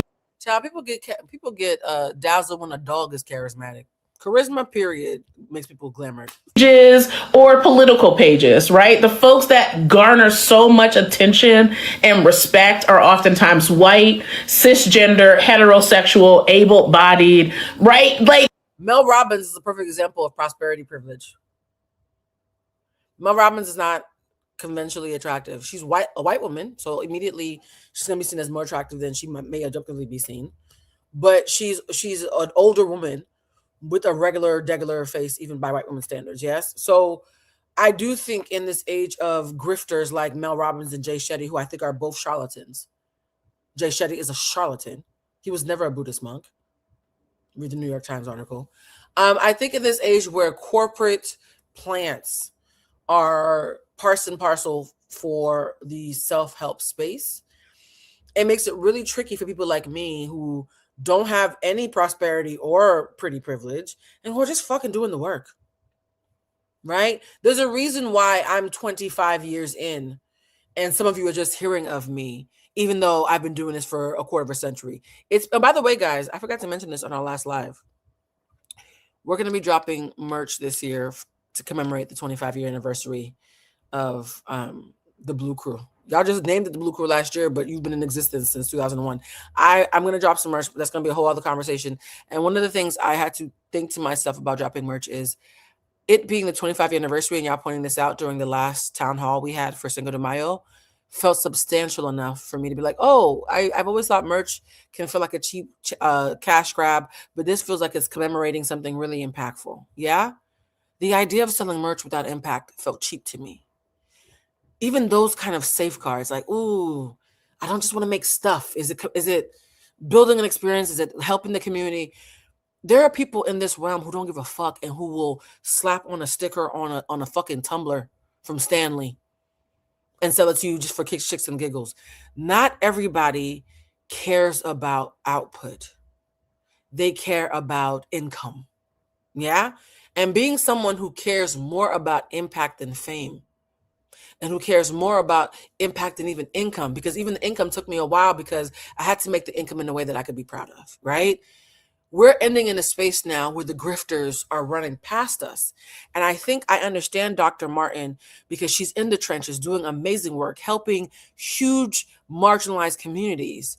And she's watching this lady run past her. I get the frustration. However, as someone who's been in this for 25 years, 23 professionally, 25 total. Because my first 2 years of doing it, I didn't even know what emotional intelligence was. It wasn't until I got my Harvard job that I even knew the thing that I was doing for 2 years had a name, right? So as someone who's been doing this professionally for 23 years, I have seen many people run past me. I've also seen them get a flat tire while I keep walking. And so do not think about the speed, think about the longevity. There have been so many people who do the work that I do who have become millionaires million times over, then got canceled, then had to start fresh, X, Y, and Z. I'm still trudging along, doing work that I believe in, building community, right? It almost feels like the tortoise versus the hare. And so this is counterintuitive to the space that we're in because we always think fast means successful. I don't think fast means successful. I think success means sustainable. Anything that you can sustain, especially during the apocalypse, how can you not feel like that's a flex? One of my friends, Brittany Hall, once I was talking to me, she's like, I might not be the actress who's on everybody's name, but I stay booked. I have a movie every year that comes out. I can go to the mall and nobody knows who I am, but I have a movie that comes out every year. I'm a working actress. She's right. And I think the Dr. Bryant versus Dr. Martin versus what the fuck are we doing right now conversation that we're having is a great conversation in what is most important to you, being seen by the world or doing work that you're proud of that's going to age well. Just saying. These are the people that folks are constantly clamoring to. There's a reason why Hassan Piker has such a large following. He is saying all the things that Black radical thought has already provided, but because it's... I tried to read the intro sentence of Dr. Bryan's book and thought I was having an aneurysm. I said, am I having a baby stroke? I got scared. We want to talk about word salad. This is not even word salad. This is word garbage disposal. It's the fucking bits and pieces at the bottom of the carrots and the fucking celery. I said, now, bitch, what did you just say? The sentence says something to like, anybody who told you couldn't do the thing that you thought that you wanted to do that you did anyways, they lied.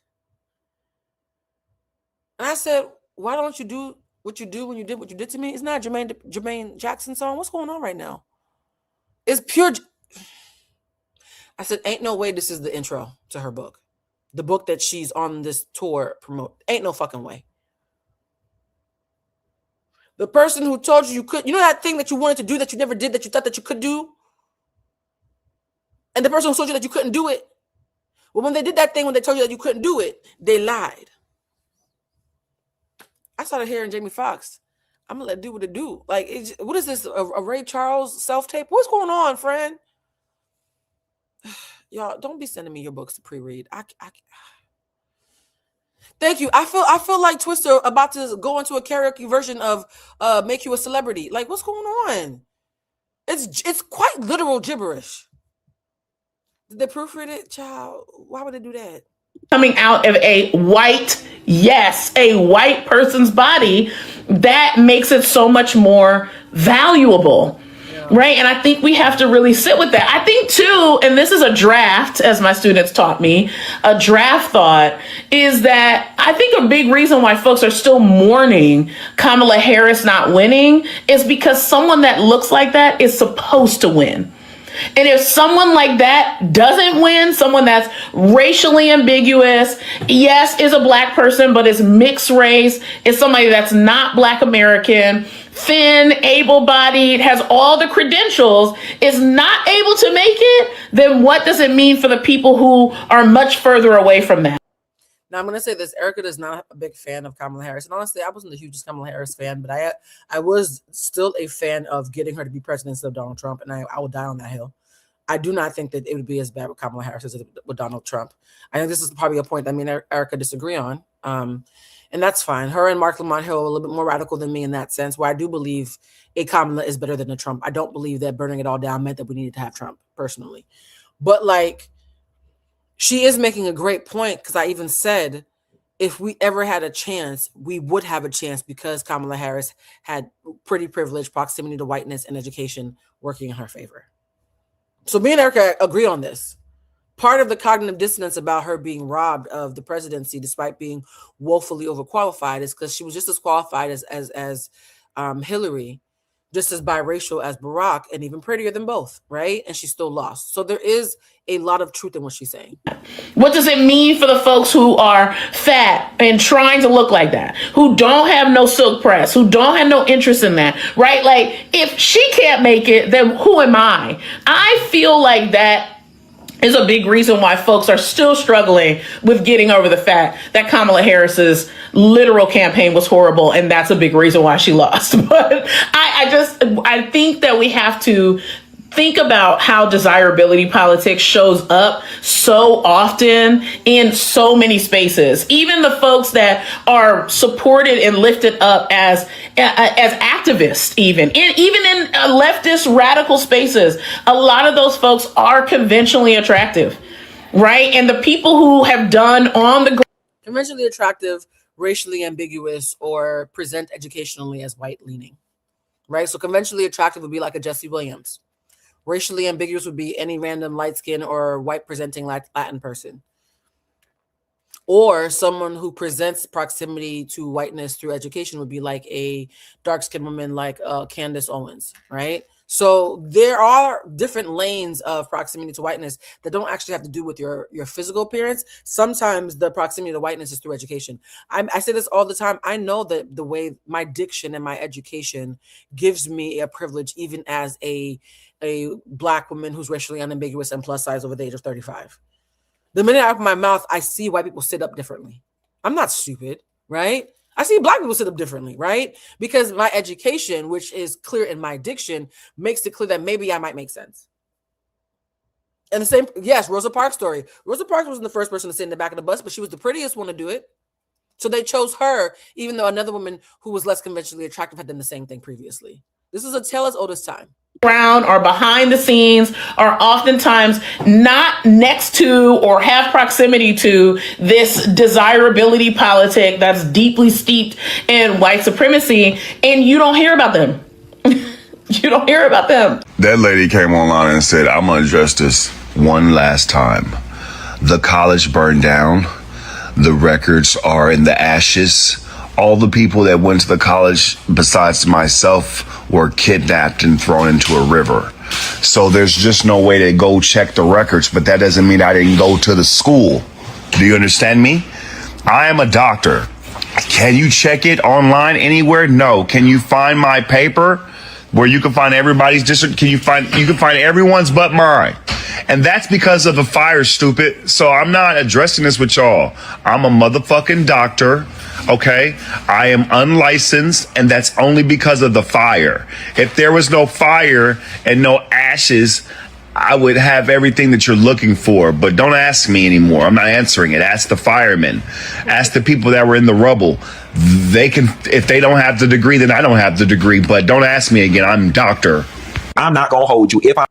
And now, I played that video, by the way, guys. If you want to see a more in-depth, I have nothing else to say. If you want to see a more in-depth conversation with Bridget and I about Dr. Bryant, for those of you who follow us over on our Patreon, for Everything Is Fine, it's going to happen there. Also, for the folks who are not members, I do owe you the, what do I owe you over there on my Patreon? I owe you guys the second tarot class. I'm going to put that up for free on the Bluecentric Patreon. There's going to be a couple other things I'm going to add on the Bluecentric Patreon too. Sorry, this is Dubai chocolate, but the color don't look right. It's supposed to be green. Why is it not green?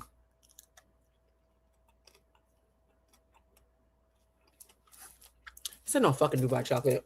That girl lied to me. This is a peanut butter cup.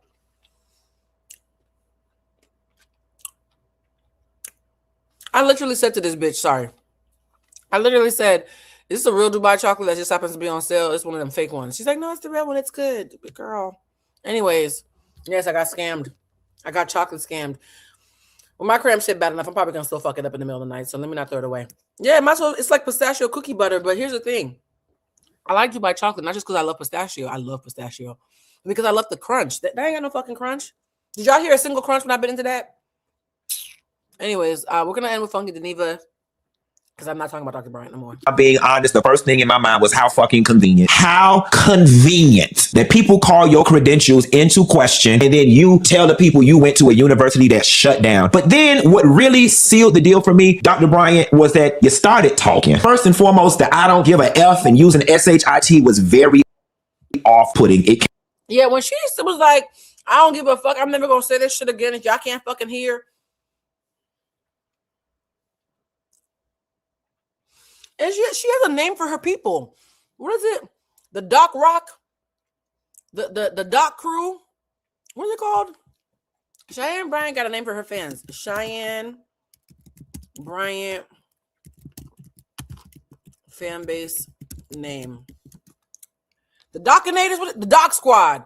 That's why I broke the case. The reason why she can't admit that she ain't a doc is because then she'd have to just call them squad. Oh, sis just don't want to rebrand. Got it. The same way y'all named yourselves the Blue Crew. Imagine if y'all were just the crew.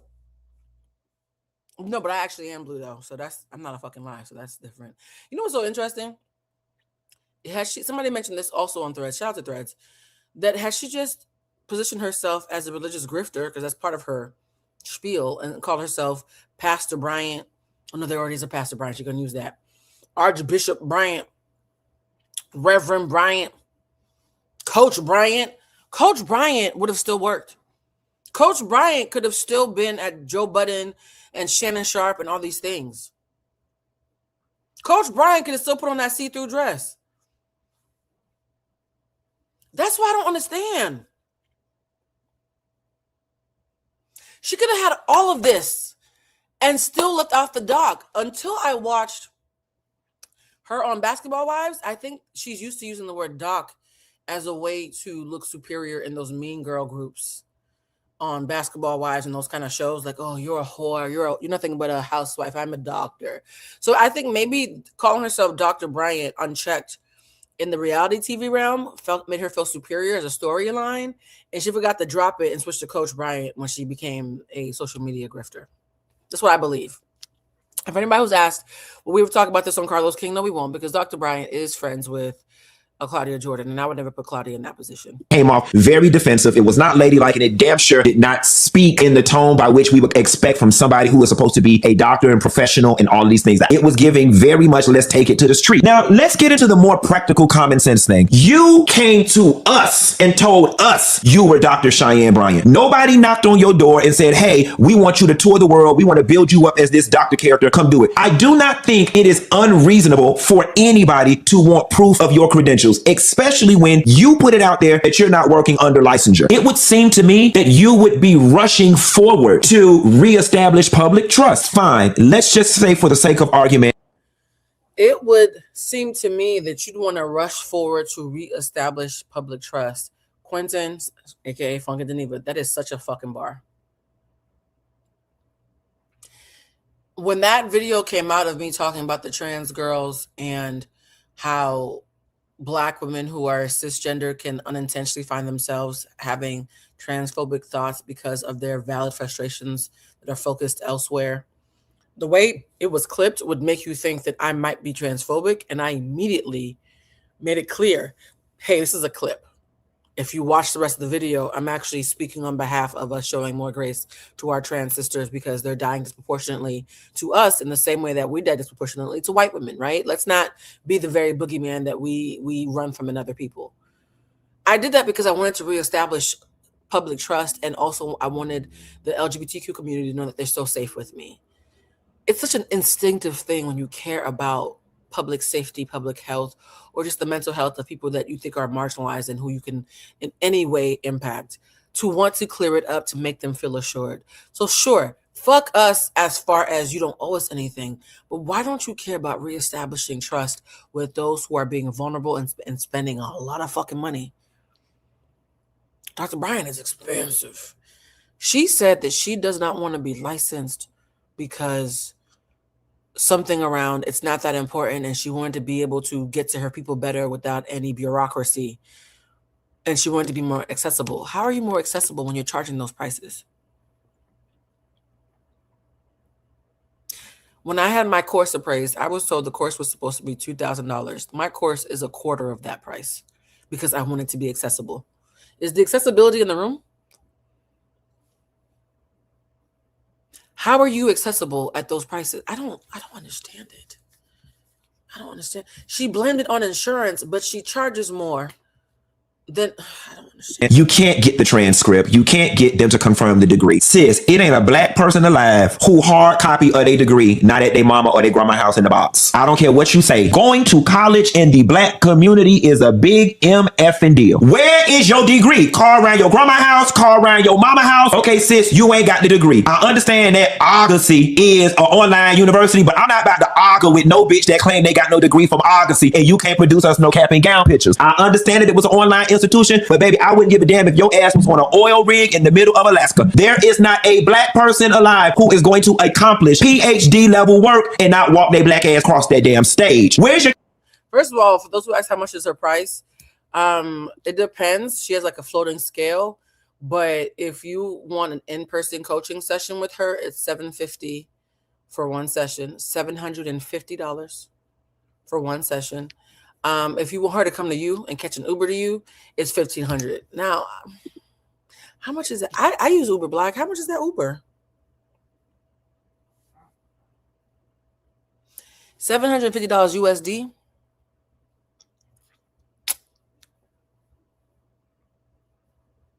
Bitch, I'm a coach and a psychic, and I still couldn't find a way to. I might talk to your dad, grandma. I still wouldn't be able to.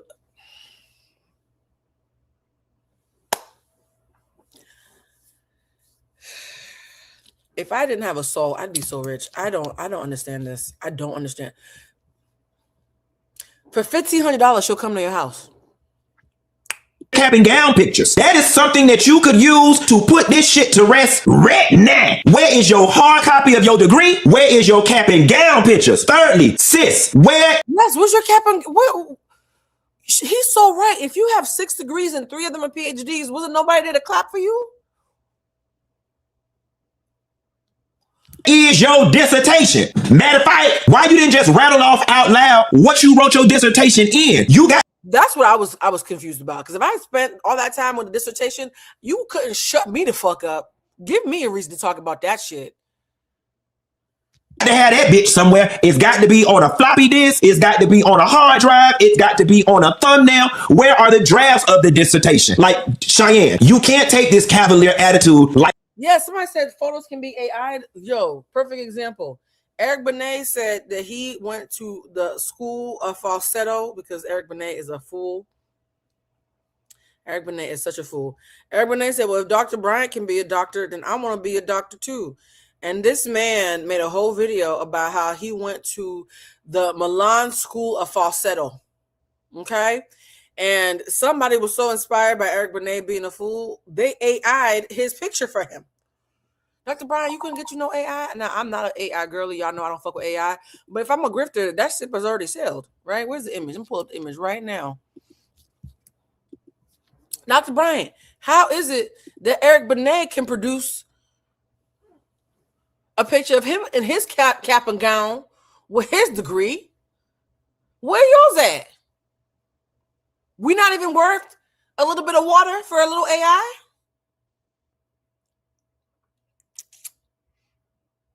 Oh, I got a little piece of chicken stuck in my tooth. I hate that. We not worth that. Eric Benet can do it. Damn, you don't even care about the scam, child. Just on this witch hunt, where are your cords? Facebook came out when we were in undergrad. Like, sis, where your cap and gown pictures at? At a minimum. Where were you licensed at once before, sis? The people can't even find that. And saying I'm no longer working under a license does not invalidate that there should be proof of the original licensure.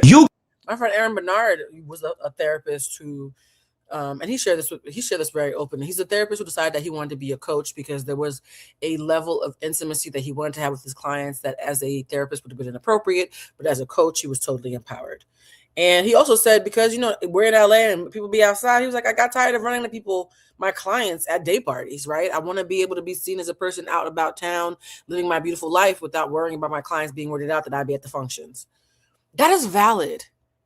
So this is not saying that being someone, even Dr. Phil, who is a grifter of a different kind, even Dr. Phil had more integrity. Dr. Phil actually was a licensed therapist, presented facts that he was a licensed therapist, and then when he became a TV star, intentionally let it lapse so that he could do a much bigger grift. But even he produced it. So even in the age of scammers, this is weird.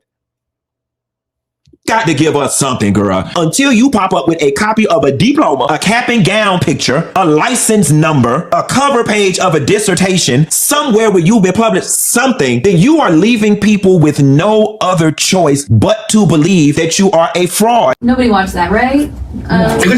So guys, that's all I have for Dr. Bryant. Yeah, that's all I got. We're not going to flip to Dave Chappelle. Not Dave Chappelle, child. Kevin Hart. Same difference. Actually not. Kevin Hart is Drake and Dave Chappelle is J. Cole. I love that analogy. Oh my God. I love that analogy so much. And Cat Williams is Kendrick. I always go for the Kendrick. Tracks so beautifully. All right, let's now talk about the Kevin Hart roast. I will say this. I was getting my hair crimped when the Kevin Hart host was happening, and crimping takes a long time. So me and my hairstylist Red and the crimper that I had DoorDash to us, we were up there for about 90 minutes watching that shit because we had nothing else to do. We were just crimping, right? And it was interesting because I understand the spirit of a roast. I'm not a good person to be in a roast because I like to fight. Actually, no, I don't like to fight. I know how to fight. Yes. I told you all the time, I can't play spades because the one time I played spades, I had beginner's luck. I won the game. The girl started talking shit. I stood the fuck up like, what's up? And they're like, no, Blue. Like, no, we don't actually hit people in spades. I said, I can't play this game because this bitch can't talk to me like this, right? So I'm not meant for shit where you talk shit and I just have to sit there and act like it's cute. I don't have the face for it. I'm too autistic for it. I got too much ADHD. I might start talking about your mama just for fun. I'm not built for this shit. And so Kevin Hart has a really great show on Netflix because I'm not a hater. I can admit when things are good. Called Funny as Fuck. We only watched when we were at the Malibu Beach House for my birthday. I think me and Mel and Bridget watched like the first like 5 episodes because I think it came out as a cluster. I think it was the first 4 episodes. It was really great from the 4 that we saw. We never went back though because we don't have any more time. And when I watched it, I was like, oh my God, this is so great. The cliffhanger for that first batch of shows was after he picked the 10 contestants, because Funny as Fuck is like an American Idol style comedian show where you're looking for America's next top biggest comedian idol, apparently. And after he picked the top 10 comedians, the cliffhanger before you had to wait till next week to watch the next broadcast was a young Asian lady. She was a dry comic. Imagine Asian Daria, right? Very funny, very dry, very cough. She said, hey, I'm going to have to back out of the show, even though this is a once in a lifetime opportunity, because the next challenge is a roast, and I'm not a roast comedian. It doesn't feel good to me. I'm not even going to waste your time. And Kevin was like, why would you give up such a huge opportunity? And I looked at Bridget and my sister and said, I actually agree with her. If I was going to ever listen to y'all's advice that I take improv, because if y'all tell me to take improv, one more fucking time. Okay? Y'all always telling out some neurodivergent person who can't read the room to take improv because y'all be laughing and we be confused. But if I ever listened to y'all and did improv and they told me I had to roast people, I'd probably have to recuse myself. I am too much of an empath. The work that I do, and also I have an unfair advantage about seeing people's insecurities. I just think it's a bad idea for you to let a bitch like me roast on purpose. I think it's irresponsible. Yes. So I actually am someone who, despite being perfectly suited to roast, I would not roast. And so I'm not a fan of the idea of being in a roast, but when I watch them, because of that, I watch roasts with a level of respect because I know I couldn't do it. I know whatever separation of church and state that has to happen for me not to beat your ass in the parking lot, I ain't got that. And so if you do got it, I'm very impressed by that. So I'm usually squeamish / impressed when people can do a roast well. Yes? And so when I watched this roast, I laughed. I'm like, oh, this is hilarious. This is a little lazy. Ooh, who the fuck wrote that joke? I was laughing and impressed, but I was also like, how many "you so black" jokes are you gonna make about the black woman? Like, why you just gonna keep on calling her a tar baby? Ain't no other jokes. Like, we get it. She a black bitch. Now what? At a certain point, the laughter, I felt uncomfortable, and I thought maybe I'm uncomfortable because I'm already too sensitive for this. But then I was like, no, this is starting to feel a little racist.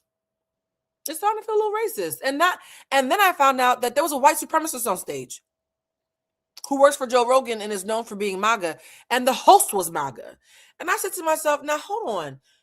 Kevin Hart is arguably the most successful black comedian still working and active right now because Eddie Murphy's retired. And you picked a MAGA hat to sit on the stage and to also host?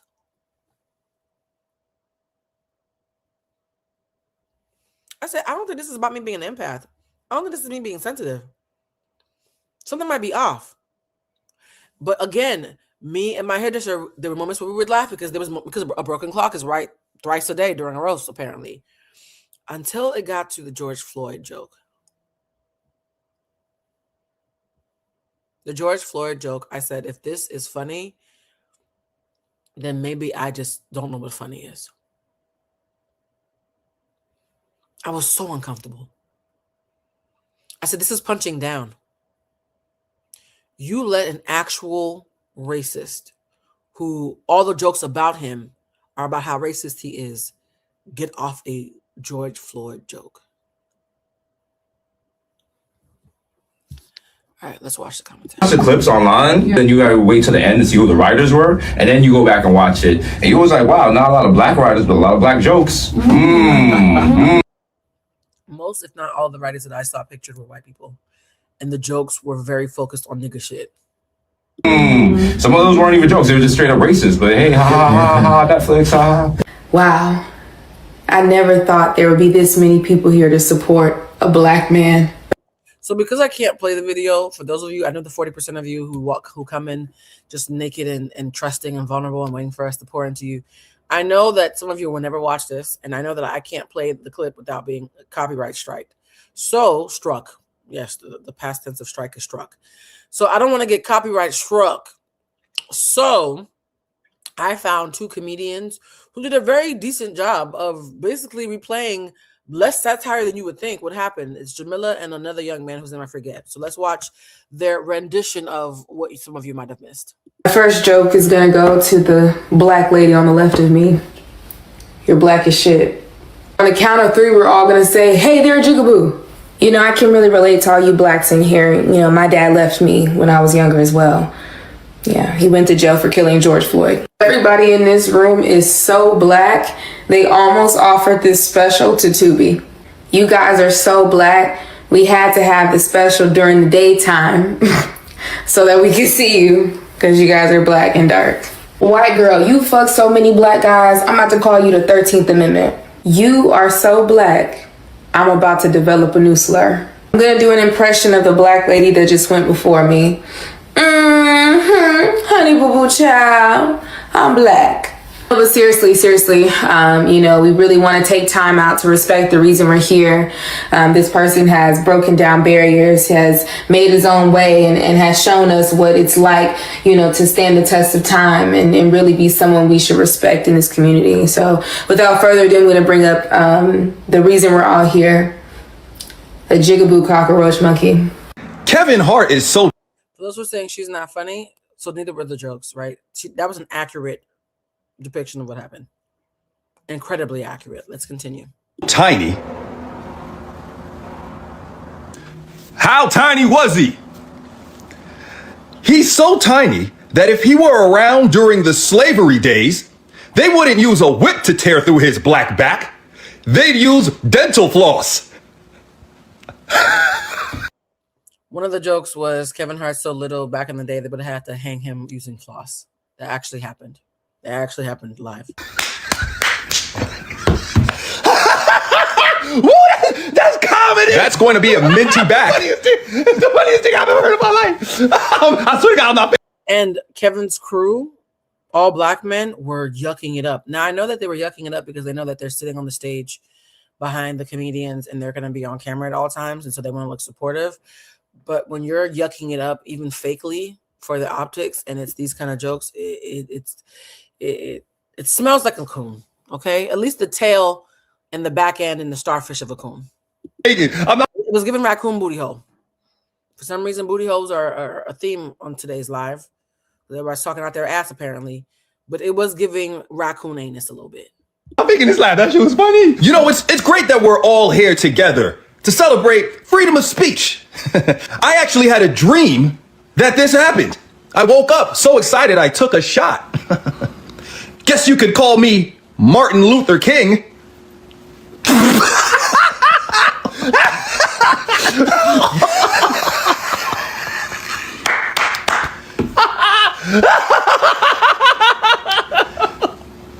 I see there's a lot of black women in the audience tonight. Wouldn't it be crazy if I snuck into your house and shot you while you were sleeping? You get it?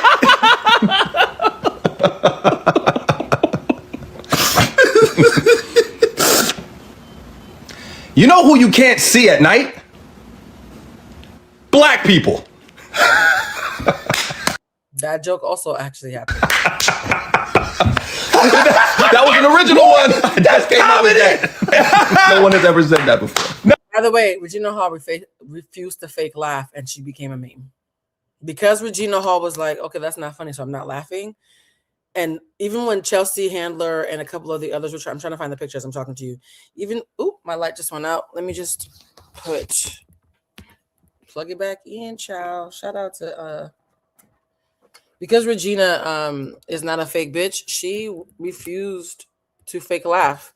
And so there's all these memes of Chelsea Handler sitting beside her, good-naturedly cackling, because you can't be a female comedian for all the years that Chelsea Handler is and not perfected the fake laugh, because the boys will turn on you if you don't. And Regina Hall was like, I'm not doing that shit. Fuck these niggas. In fact, you can tell that she didn't give consent for a lot of the personal jokes that they made because every single person skipped her. They had the option to skip joking about certain people. They all skipped joking about Regina Hall. And I think it's because she said, don't fucking play with me. This was Regina Hall the entire roast. She's like, yeah, it's not funny. Regina, skip. You would literally see the teleprompter have jokes about Regina Hall, and men on the stage read her face and said, let's skip Regina. Let's go to the next person. What's wild is not a single person acknowledged that Tiffany Haddish was sitting on the stage. I think that's worse. Being skipped out of respect is reverence. Not even being acknowledged. Not a single person said Tiffany Haddish's name.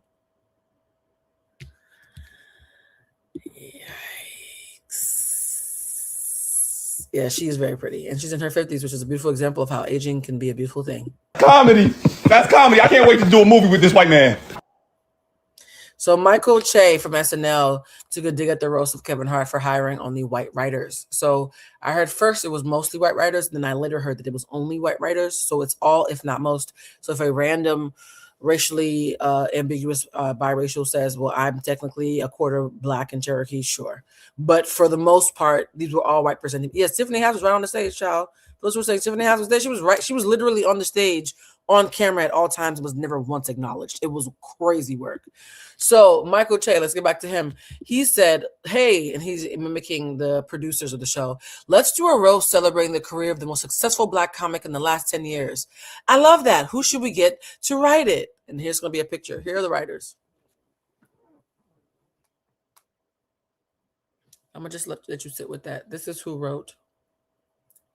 As far as Chelsea and Tiffany being a Zionist, they said the word Zionist one time and they were like, Chelsea Handler's a Zionist, but there's nothing wrong with that. So even that was given reverence. And by the way, much like the BAFTA incident where certain things were cut out, this allegedly, from what I keep on hearing, this roast had a delay where certain things were cut out. The George Floyd joke was not cut out. It was pre-vetted, pre-approved, and kept in the final edit.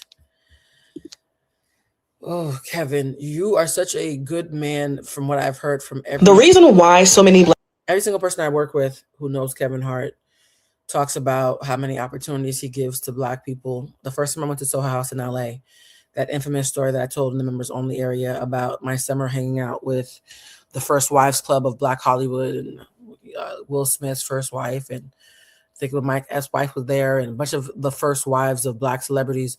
When I was hanging out with that crew, we went to Soho House, and that crew, some of them were really kind of icky towards me. And I remember a bright spot of that weird fucking night that I talked about in the story time was when Kevin Hart's crew came to sit with us, and they were so lovely, and it was all women of color. Every woman who came to sit with us who worked for Kevin Hart when we were at Soho House that night was a woman of color. So does Kevin Hart give opportunities to Black people and create ecosystems of Black jobs? Sure. So does Tyler Perry. You can't opportunity your way out of reproach. And so it's tricky because I have deep respect for Kevin. I find him very inspirational in an objective sense, and I've heard nothing but good things about his character one-on-one. And I do think he has a price, and him having a price is a conflict of interest, despite the fact that I know that he believes that he sincerely loves his community. It's tricky. And it's also rarefied air, guys. There's a lot of you in here who are convinced that you would never be a Kevin Hart who are wrong, who if you were offered $100 million, you might start making concessions that you currently find hard to believe. So I'm not shooting him bail. I'm just saying, as someone who's been in some of those rooms and seen how easy it is to have to, watch your mouth, watch your mouth, watch your mouth. I can see that if you don't have a strong sense of racial self-esteem and you are not borderline radical in your pro-Blackness, it is very easy to be bought. It's very easy to be bought. You almost have to be radically pro-Black not to have a price in this industry. Black men are okay with white people saying racist jokes or saying the N-word around them is because a lot of Black men resent their Blackness, because to them their Blackness is the only thing standing in the way between them having full, complete power, privilege, and access that white men have.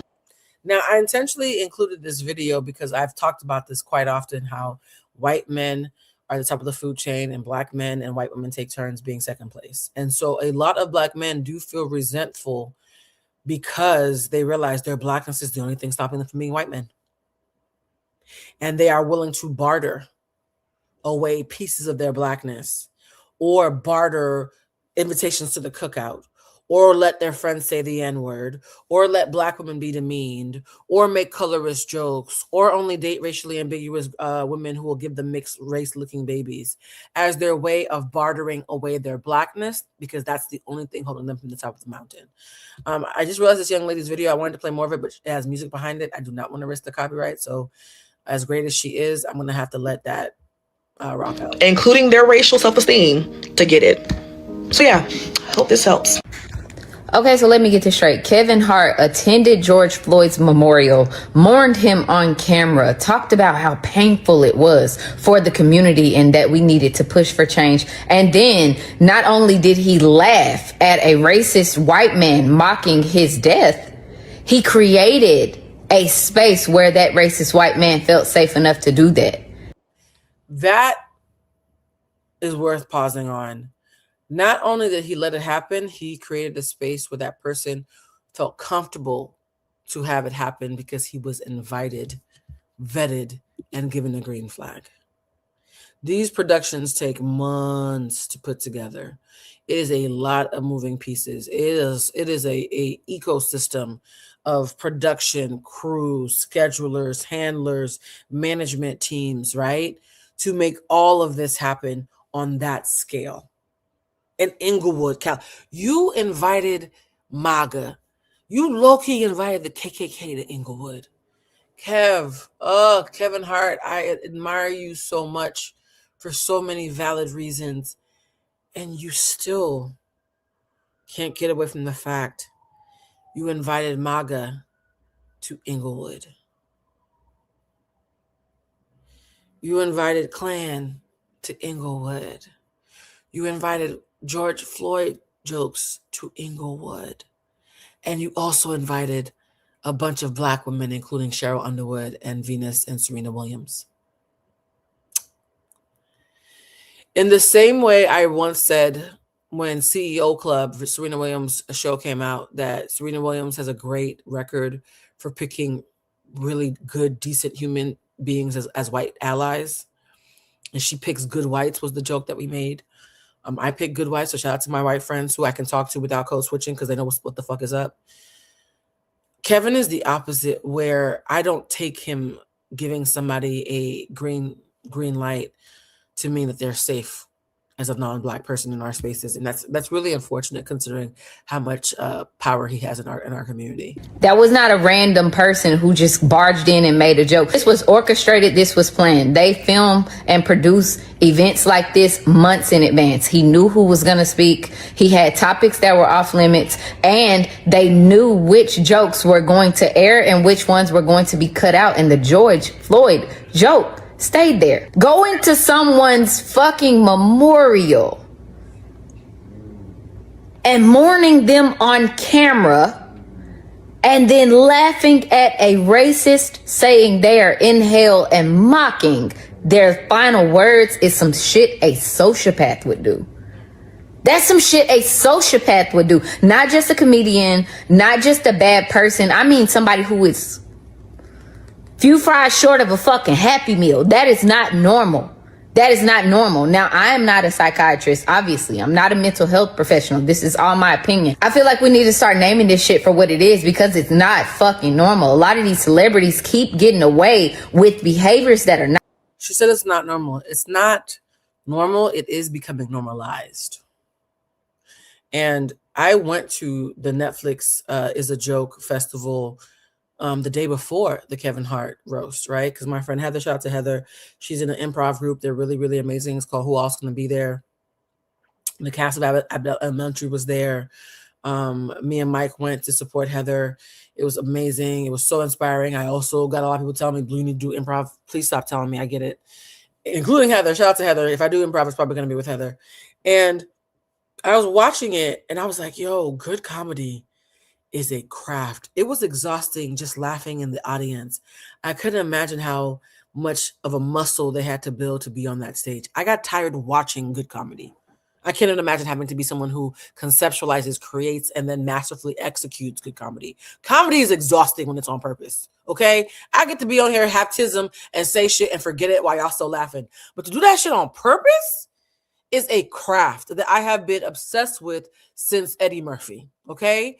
And so as someone who was a child of the late 80s and early 90s who watched Eddie Murphy Raw, who said, oh, Eddie, I dropped my ice cream and you can't have none. Like, I had the luxury of coming of age right during when comedy was just so, well, I'm going to be honest, being somebody who came of age in the 90s, everything was amazing. Being cognizant in the golden era of so many good things, whether it was Black music, the culture in general, fashion, just even the social capital was different because we all were watching the same things and had a shared language. As current generations have siloed languages because everybody has their own language based on their algorithm, right? You could have two 20-year-olds who have two completely different realities based on their algorithm. In the 90s, we all saw the same things and have a shared understanding of things that is no longer the case, unfortunately. And so I do believe, and I'm passionate about doing a documentary about my generation because I do think we are the lucky ones. That's what they call us, by the way. Anthropologists call us the lucky ones. So this is not me having a big head. It's just me being a nerd. Having been spoiled in that way in my formative years and having such a respect for comedy and seeing it at its height in real time is why Kevin Hart and what he did being the top of the food chain currently saddens me so much. Yes, y'all, please like the video and hype the video so that we can be seen by more people.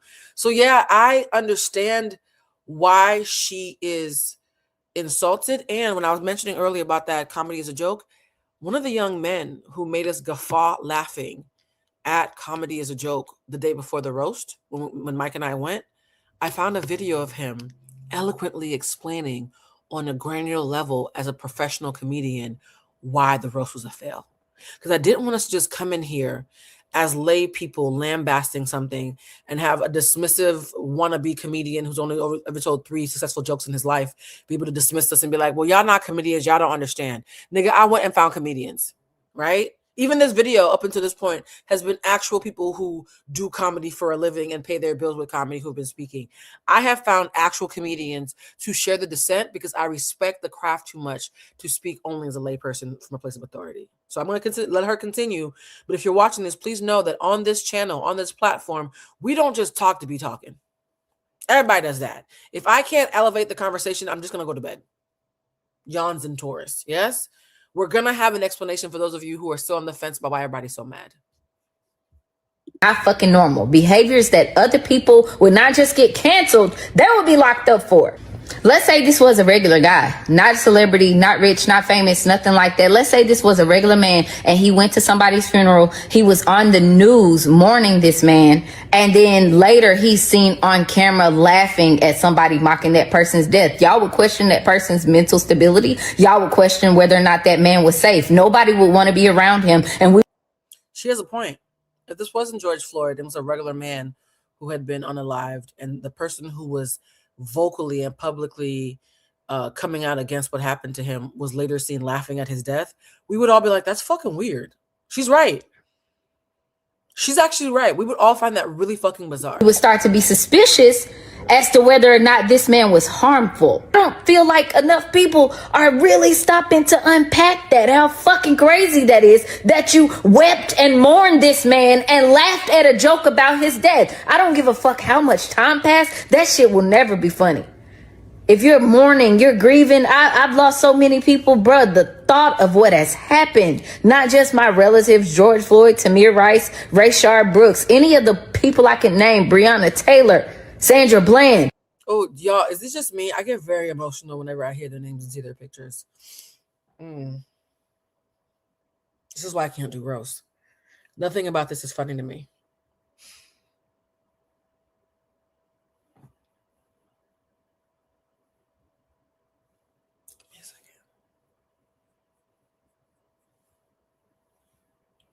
We're losing our rights. They are redistricting different communities so that Black people can't vote anymore. We're losing our basic human rights every fucking day. And you filled an auditorium full of people and let a Klan member make a racist joke and laughed along for the optics. Sorry. It just hit me a little bit hard. My heart hurts when I think about those people. Those fucking jokes will never be funny. It is not normal to attend somebody's memorial and then laugh at a joke mocking their death. That is some shit, in my opinion, a sociopath would do. And I feel like we need to start calling these behaviors for what they are. These celebrities are dictating what is normalized in our culture, and I will be damned if I want to normalize that. As a stand-up comedian, I don't really like to argue morality lines when it comes to jokes. There's a certain level of sensitivity comedians do not use when it comes to writing for the stage, and in order to preserve the art form, easily offended people either need to keep that in mind or simply not partake in the art. However, when it comes to dark humor, whether you're the joker or the jokey, everyone in the room knows that shit needs to be funny. If you're gonna drop a morally bankrupt joke, that bitch better make me hee in this motherfucker. He's right. I've heard some completely depraved jokes that were so masterful I could not help but laugh until it hurt. That is a thing that happens. That's not what happened today, though. That is the thing that happens, right? Things can be so dark they become funny as fuck because it's our body's way of dealing with being overwhelmed. That's not what happened. Just didn't get it. Oh, y'all are sensitive. Oh, y'all hate comedy. There's not many 9-minute videos of police officers murdering a black man that you're going to get black people to laugh at. There's not many fucking 9-minute videos of a police officer killing a black man on camera that black people are gonna be like, you know what? I see the humor in that. Oh, y'all laughed at the Charlie Kirk joke? Why this one not fun? Bitch, we didn't write either of those jokes. A black person isn't behind either of those jokes, nor is a black man behind either of those deaths. The police did not murder Charlie Kirk on camera. A white man did. In fact, the Israelis murdered that motherfucker. So the comparability of these jokes doesn't even make sense. Derek Chauvin got 22 and a half years for murdering George. The Israelis opened y'all boy neck, told you a tranny lover did it, and went about their fucking day. Are y'all dumb? Is that how fucking dumb y'all are? 5 reasons why most people enjoyed the Tom Brady roast, but they wasn't really messing with the Kevin Hart roast. Now, this is the comedian that I saw last Saturday at the Netflix is a Joke festival. He was doing improv with who else going to be there, an all women's improv group. It was really great. And I think there was 3 different teams doing different improv exercises.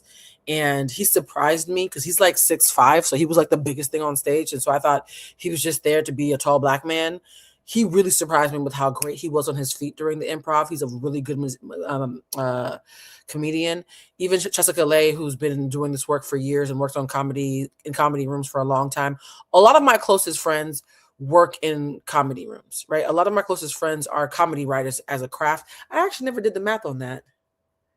Oh, if all my friends are comedy writers. Okay, maybe I'll do improv, y'all. But anyways, so because so many of my friends are professional comedy writers and worked in Insecure and worked in different movies and whatnot, when we are in a room, we're used to not finding other people funny. This nigga had us crying. He's actually really fucking funny. Well, at least he was the night that I saw him. I don't know his whole repertoire. I just met him that night. And so when I saw that he did this insightful video, I was like, I don't just love that he's funny. I love that he respects the craft to be able to explain it to the rest of us. So if anybody wants to take any notes for any of your group chats of people who are arguing with you that we just don't understand comedy, okay, and we just can't take a joke and we're all just snowflakes, pull out a pen and paper and take notes, because he's about to very brilliantly break down 5 reasons why it actually wasn't fucking funny, respectfully speaking, right? For a roast, no topic is off limits, cruelty is on the table, but if you want people to actually laugh and enjoy it, the creativity of the joke has to surpass the cruelty of the joke. The creativity of the joke has to surpass the cruelty of the joke. That's number 1. Beautiful. That's so succinct and so clear. Y'all know I love me a curriculum moment, okay? I'm a learned bitch. This is an edutainment platform. You will never just come here to kiki and haha. If you don't learn something or feel seen, then I didn't do my job, okay? And so I love this. Write this down. You have to make sure that the creativity is a higher level, substantially higher. It can't be marginal, because then she could still be cringe. The creativity has to be substantially higher than the cruelty. Joke. In the Tom Brady roast, Nikki Glaser had such an iconic moment because the creativity of her jokes were at 100%. The cruelty of the jokes were below that. For the Kevin Hart roast, some of these jokes were the opposite. The cruelty was at 100% and the creativity was at a 20%, and that's being generous. So if you tell a lazy, cruel, mean joke, if the joke is lazy and it's cruel, the creativity is subpar to the cruelty. Make sense, guys? So clear. I love that. 2, notice how in the Tom Brady roast, when a white guy is getting roasted, he's roasted about his choices. His choices on the football field, his choices in business, his choices in marriage. But when a black person gets roasted, it always focuses on dehumanizing their blackness. So the second rule is you roast their choices, not their race. It's a shame that we even have to say that one. That if you're going to roast an individual, you roast the individual and not their entire fucking race. Okay? We about to have a thing called Water is Wet Wednesdays, and we just say obvious fucking things, but apparently y'all need this to be written down. You're there to roast Kevin Hart, not all niggas. I don't understand why we have to point this out, but number 2 seems like a necessary evil, even though if you're not a fucking racist, it should be obvious. Not focus too much on the choices, let's dehumanize an entire race. You see how roasting someone's life choices versus dehumanizing an entire race are not equal? Number 3, who's telling the joke matters. This is a psychological reality. If a punchline is going to make someone genuinely laugh, it needs to surprise them and release tension. Now, this is what I called you punch up, not down.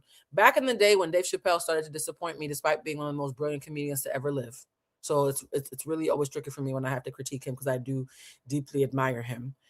When he does a joke, he's doing it from top of the mountain, smelling rarefied air, which means he has to make sure that he's punching up, not down. And unfortunately for him, because he's so up, a lot of people are down. When he's talking about trans people, he's very far punching down. He's at the very top, punching at the very bottom. Yes? So when people say, oh my God, wokeness has killed comedy, no, it doesn't. It's just revealed who's actually good at their job and who's been lazy the entire time. Because a good comedian always punches up, not down. An excellent comedian always punches up, not down. That's before woke was even conceptualized as a term, right? So if you're doing good comedy, if anything, you should be sharpened by the wokeness. I have seen some amazing trans jokes that even trans people were like, okay, that was actually funny as shit. And I don't feel demeaned. And my entire, group of people don't feel like we're less safe as a result of you telling that joke. There are masterful trans jokes. There are masterful black jokes. There are even masterful jokes about fucked up childhoods. But you guys getting on stage and just making fun of the fact that Kevin Hart's daddy was a crackhead and saying crackhead every 5 minutes, that's not masterful. And also, who is saying it, right? There's some jokes as a black woman that I can say that a white woman can't say. And if she says it, she better be punching the fuck up. She has to figure out how to punch up. So I think number 3, who is telling the joke matters. My version of that, the one that I've been saying for years now, is you have to punch up and not punch down. And which direction you're punching depends on who you are. If you're the white man in the room, then you have to be really careful not to punch down. Roasts, punchlines are cruel, and cruelty tends to add tension. How can cruelty release tension? There needs to be a separation between who is telling the joke and the cruelty of the joke. So if you're going to tell a joke that is racist, it needs to be obvious that the person telling the joke is far from racist. That separation creates surprise, absurdity, satire, irony, and we can be in on the joke. But if these are the people telling the jokes, and these are the people writing the jokes, all we see is white supremacist joke being told by white supremacists and written by white supremacists. If you want to argue those are just jokes, they're not racist, they're not white supremacists. If you're going to tell a racist joke, your job is to make it obvious you are not racist in real life. And if we confuse the two because of how you live your life, and if a white supremacist and a comedian looks like the Spider-Man meme and we can't tell the difference, that's your fault, not ours. So he said the thing about race jokes is not that you can't make race jokes. You can't be a racist making a race joke because that's not at that point you're just a racist. It's just redundancy. It's redundant. Yes. Shout out to Mrs. Smith from my AP English class. She used to always say, you don't be redundant, Mr. Thompson, because my best friend used to have problems with the synonyms. And she's like, you're being redundant. And that shit is burned into my brain. And every time I write anything, I'm like, don't be redundant, Miss Telusma, right? It's redundant to be a racist person making a racist joke because you're already fucking racist. There's no comedy in that. That's beating a dead horse. I love when he said there has to be a separation between the joke being racist and you not being racist. If you're a racist, it's not a joke anymore. It's just an attack. Comedy always exists in relation to the current state of society. So when we praise Richard Pryor and Carlin for the words they used and the topics they did and the shock they did, that was subverting the dominant culture of the time. So what is the dominant culture today?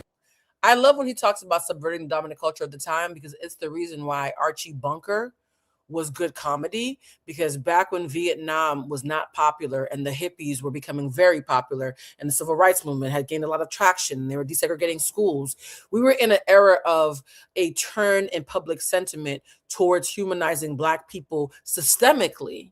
And so because fighting out against the war, being a protester, being an activist, being anti-communism and anti-racism and anti all the other isms you could think of, right? Because we were living in a very progressive upswing, Archie Bunker being a relic of the past and making these racist quips or whatever. He was anti-pop culture, and so there was room for it to be funny because some time had passed, right? There was room for it to be funny because it was subversive to the popular sentiment. But again, if we're in a MAGA era full of Black people losing their rights, having a MAGA person talking MAGA shit during a MAGA era about Black people who just lost their rights, that's not subversive. It's you just making fun of the world burning as it's burning. How the fuck am I explaining comedy? This is wild to me. There's nothing subversive about you making fun of the world burning as it's burning. If any of my mutual friends who know Kevin are not scared of sending this to him, please feel free, because I kind of hate that we have to explain that water is wet, but here we are. Our country's run by white supremacists. There are still active lynchings happening without proper investigation. So when the government is being run by white supremacists and the comedians hang out and support white supremacists, and you're telling jokes that are white supremacists, there's nothing subversive about that. It's just supportive. So now, wait a minute. Who did Kevin Hart vote for? Now, hold on. I'm assuming, like, I'm acting like I'm confused. Who, now I sound like fucking Howell. Who did Kevin Hart vote for? I can't believe I'm doing this, but Kevin Hart has consistently kept his political affiliations private and rarely makes public endorsements. The last time he made a public endorsement was when he supported Barack Obama in 2008, and he has remained silent ever since. He also supported Barack Obama in a PSA in 2012. So we only know he's liberal when it's a Black man.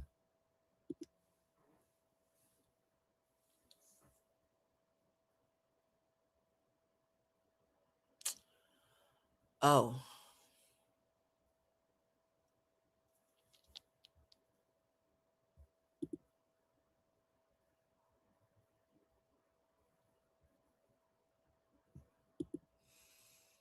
The guy who made, Tony, the guy who made the George Floyd joke is also the person who called Puerto Rico floating island of garbage. Yeah. Oh.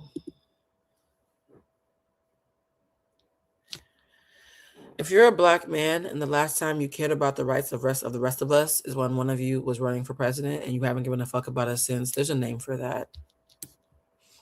when your jokes are supporting the harm of the dominant culture instead of subverting it, you can't say Richard Pryor and Carlin are your favorite comedians because they would not respect you. And 5, a lot of people say, well, the comedians agreed on that, so we should be okay with it. This was distributed on the biggest streaming platform for a global audience. When it's for mass distribution, it affects all of us. And Cheryl Underwood killed it in her response. But as she said, Cheryl Underwood was the butt of every fucking tar baby, black, nappy, ugly bitch joke that you could think of. And her response was so masterful. But before she continued to her response, she looked at the Klan member, the alleged Klan member who was on the stage, who had just made the George Floyd joke. And she looked at the MAGA supporter who was hosting the event. And she told both of them, "You're still in Inglewood, California. Watch your fucking mouth." Bitch. I'm getting chills just thinking about it. She said, "It's real fucking funny, huh? Whole time you niggas y'all wanna fuck me, don't you? You're obsessed with me because you wanna fuck me. I know how this works." Historically speaking, she's not wrong. Historically speaking, a white man will call you a jigaboo all day and still lift your skirt up at night when nobody's looking. So Cheryl Underwood, the queen that you fucking are. Now, here's the thing. Cheryl Underwood is also MAGA.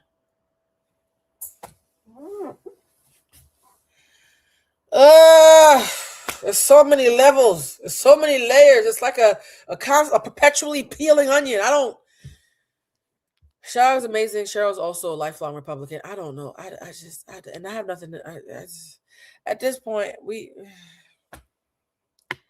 just play the video. He was fine with it, so we should be fine with it. Their jokes are not about Cheryl Underwood. The jokes are using her to joke about the entire race of black people. And when jokes are not about the choices a person made, but about the entire race, all dark-skinned black women have to endure those racist jokes. One thing about it, you can't tell people what to be offended by. So I wanted to give George Floyd's brother a chance to respond Sorry. Is it his brother? Stephen Jackson speaks out about Tony Hinchcliffe's until it's either no, it's not his brother. It's like a family member, like a cousin or something. Sorry. I just wanted to make sure I was reading that correctly. A member of George Floyd's family has come forward to talk about the joke. Yes, y'all, I'm tired. Well, I pulled back MAGA. I know for a fact she's Republican. She's Republican. So some Republicans like to split hair and say that they're not MAGA, but then when you ask them who they voted for, they said Trump. I don't know what the fuck you call that then. If you're a Republican who voted for Trump, I'm gonna just call you MAGA as shorthand, respectfully. So why y'all looking surprised? They said it in the roast. Yeah, in the roast they said that, she's a lifelong Republican. And they had her sitting next to the Trump supporter. So let's listen to the family of George Floyd talking about how they felt watching this, because I wanted to be fair to them. What not to be offended by. Everybody laughing until it's their family member that get murdered. Then it ain't funny. Then it ain't funny when it's your family member. It's funny when it's everybody else's family member, and it's cool when it's everybody else's family member. When they come to your doorstep, you want everybody to feel a certain way. See, I rode for my brother. Didn't take a dime from nobody. Risked everything I had going on in real time. No cap, no lies. By the way, guys, for those who are saying the difference between Republican and MAGA, I've heard that rhetoric. I'm saying this, and I'm going to say this one time because I already said it. If you say that you are a Republican, but you are not MAGA, but you voted for Donald Trump, I call you MAGA. Unless you are a Republican who voted for Kamala and or a third-party member or recuse yourself entirely, if you are a Republican who voted for Trump, I am calling you MAGA. So we know she's Republican. Who does she vote for? I don't want to know that she doesn't call herself MAGA. That doesn't mean anything to me. Who the fuck does she vote for? Because words mean things. Saying you're a Republican but not MAGA and voting for Trump is some bullshit. Now you sound like Dr. Bryant. They burned down the school, the church, and the voting ballot, and you're not sure how your name got on that paper with that man's name on it, right? If you're not MAGA, who the fuck did you vote for? Okay, good talk. 29 different states marching for my brother. Didn't take a dime from nobody. Every dime they tried to pay me, me and Q gave back to the community. Wherever we went, we gave it back. So you can't tell people that risk things and that really love somebody to feel a certain way when he's disrespected. Clown shit. Y'all keep laughing though. I know I'm late to the party, people, but I just... He said clown shit. Y'all keep laughing though. I love it when you're trying to be clever with me. I really do. It's fun. It keeps my little synapses awake. This is going to be a long one, so I'm not sure if we're going to watch the entire thing. I increased the speed a little bit to make it go a little bit faster. So if you see her talking a little bit fast, that's me, not her. Well, she talks fast to begin with, but I increased the speed a little bit because it's very long. But Gina is a very honest Black Brit comedian who has that really funny Whoopi Goldberg, tired old elder, Black elder personality of a comedian, where she's just gonna say the stuff that the rest of us might not say, and then go take her blood pressure pill. I fucking love her, and I was very curious to hear her thoughts.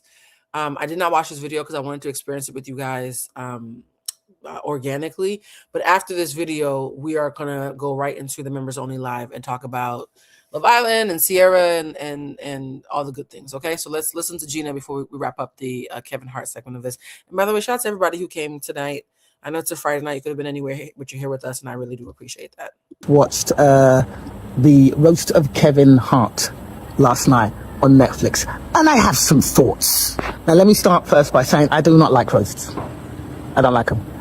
I think it's mean-spirited. It's nasty. It's taken on an element of hatred that I do not like. And I'm good at roasting. Oh, I can roast the hell out of anybody. In fact, about 8 or 9 years ago, Jeff Ross approached me outside a club, a comedy club, I think it was the Improv in Los Angeles. I'd just done a set and I was roasting rappers. And he approached me outside the club and was like, hey, you'd be really good to come write on one of these roasts and maybe be on one of these roasts in future. And I said, no, thank you. Because that's not my style of comedy. I laugh at myself, I laugh at other people, but I'm not into making people feel uncomfortable. I'm not into picking people's insecurities out and digging. It's just not my thing. I'm not into the mean-spirited type of comedy. So I've never been into roast. But I will watch them for entertainment purposes because I appreciate, even though it's not my thing, I appreciate other types of comedy. So I watched the roasts. Let me start with the positive. Naeem Lynn killed it. Did his thing. He did. Cheryl Underwood, amazing. I mean, just brilliant. Fantastic. So funny. Who else is really good? Cat Williams. I mean, come on. Cat is a genius. And it's the honesty in his roast. Because he said it. He hates Kevin Hart. I don't know if they still hate each other. They squashed it. Y'all, I'm working on it right now. Love Island is going to be the members only chat. So the Love Island conversation is happening right after this. I'm gonna cam down while she talks because I'm creating the invite and the link for the members to join me in about 5 minutes for the Love Island part. So I'll be right back while she talks to you. Beef, and I hope that's real. But the honesty in that roast just made me laugh. It might not have been his best ever performance, but the honesty of it was something I truly appreciated. Chelsea Handler did everything. Now, I don't like Chelsea Handler as a person. She was a fucking horrible person. She was horrible to me when I did my one and only appearance on Chelsea Lately back in the day. Awful. That's a whole nother video, whole nother story. So I don't like her as a person, but I respect her as a comedian. And I think she did great. I think she was really funny. And I like the way she came at that racist MAGA arsehat, Tony Hinchcliffe. So I definitely give her that. Those are my favourites of the roast. I did like Regina Hall though. She's hilarious. It was weird. Tiana Taylor, I don't know what that was. But anyway, I'm sticking with the positive. Those are the positives. Now for my negatives. I know Shane Gillis is probably huge right now, and that's why he was hosting that shit, but inappropriate. There was no reason for it. Of all the fucking comedians in the world to host the roast of arguably the biggest comics in the world right now, Kevin Hart. Shane fucking Gillis? I can't imagine Kevin going, you know who I want to be the host of which is going to be the GOAT roast of all time? That pasty-faced dude who looks like a pillowcase full of mashed potatoes. That's who I want. That MAGA guy who looks like a cream pudding that's gone off in the sun. That guy. I don't believe it. I don't know how much power Kevin has on picking who is on these roasts. Obviously, as far as the white comics are concerned, because as a black comic, I would never have had him, Shane Gillis, or Tony looks like a racist ventriloquist dummy Hinchcliffe. I wouldn't. But then, that's just me. And this is why I don't do roasts. The jokes were repetitive. I heard the same joke come up several times. I got fed up with the Chelsea is a whore jokes. I got very over that very quickly. Is that all they've got when women come on these roasts, talking about their vaginas and how ugly they are? That's all they've got? I hated the jokes about Cheryl Underwood's skin. I don't like the "you're so black" jokes. I don't even like that amongst black people. But I can take it amongst black people because it's within the family. The same way. Y'all know how passionate I am. I had to come on for this part. Y'all know how passionate I am as a dark-skinned black woman about speaking up when y'all do that colorist shit. So hold on. Shout out to all the new members who are joining. Shout out to Gordy's. I hope I'm pronouncing that correctly. Shout out to Dance Chick 397. Shout out to Sunflower Thoughts 17. Now hold on. Jazz, you've been a member. Did you leave us and come back? I'm not gonna shame you. I was just surprised to see your name. I'm not gonna shame you. Shout out to Stoner's Gun, Aaron Mack, India Cook. Yes, because I'm starting to get in the habit of actually naming out the members and thanking them when they join. And Joan R 6889. I'm gonna let her continue. I think she's wrapping up right now. Wait, hold on. Yes. As a dark-skinned black woman, I always want to make sure that we talk about, don't do this. Do not do this. I want to make sure that we talk about how many "you so black" jokes happened. It was, y'all, I'm trying to have a moment of radical activism. Y'all don't understand. In the 90s, I was a tar baby. Okay. In the 90s, I was Wesley Snipes. Just because the fucking millennial have made babies who are now Gen Alpha, who got medium, what do y'all call it? Brown skin? Fuck that. I'm a dark skinned black woman. So as I was saying, okay, me and Gina understand this. Them Cheryl Underwood jokes hit us all. And I don't like that shit. I had to stop doing the preparing the room for the next live to come say that. Okay. I'm gonna go back to let her talk while I finish getting us ready for the next live. All right. When black people call themselves the N-word, or where gay people call each other faggots or whatever, that's within the family, and there's nuance and there's context. But when I see these pasty white men talking about how black Cheryl Underwood is, I ain't gonna lie, I wanted to reach through my TV and tear their fucking tonsils out of their throat. But that's just me. That's just me as a black woman. I don't like it.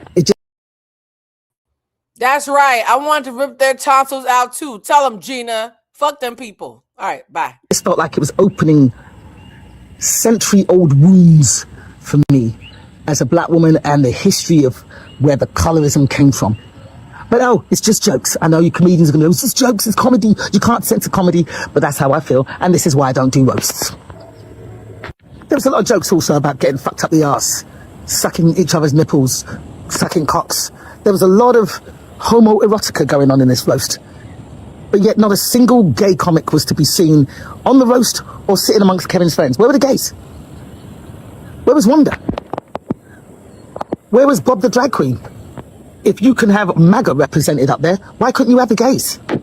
Another thing, roasts were traditionally comedians and friends roasting each other.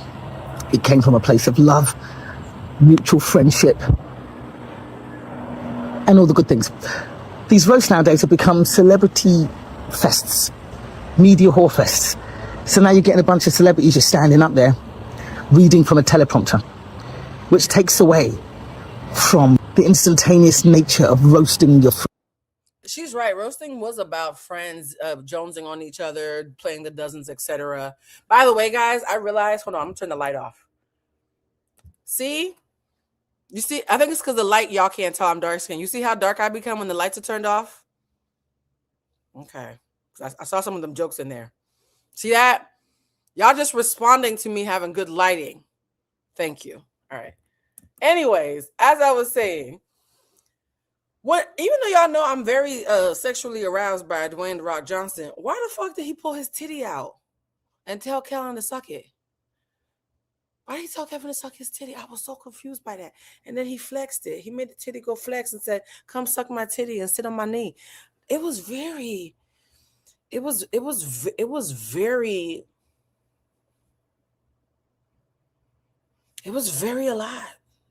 It was very a lot. But you had no gays? That shit was more homoerotic than Drag Race backstage. Like, that's a great point. Friends and just coming off the top of the dome and just having fun in a group of friends. It's just people reading lines that have been written. And the number of times people reference the fact that these jokes have been written for them took me out of the moment. Now, I understand these shows need writers. It's a lot of material to go through. It's hours of entertainment. I just it doesn't resonate with me when I see someone who I know has no comedy chops whatsoever just reading a bunch of shit that's been written by someone else. It just doesn't resonate with me. I didn't like that aspect of it. It's taken away from the nature of the roast. In my humble opinion, you might think I'm talking absolutely. He also kept on saying, "You know your wife want to fuck me." She does. So why? That's not a joke. That's just an observation.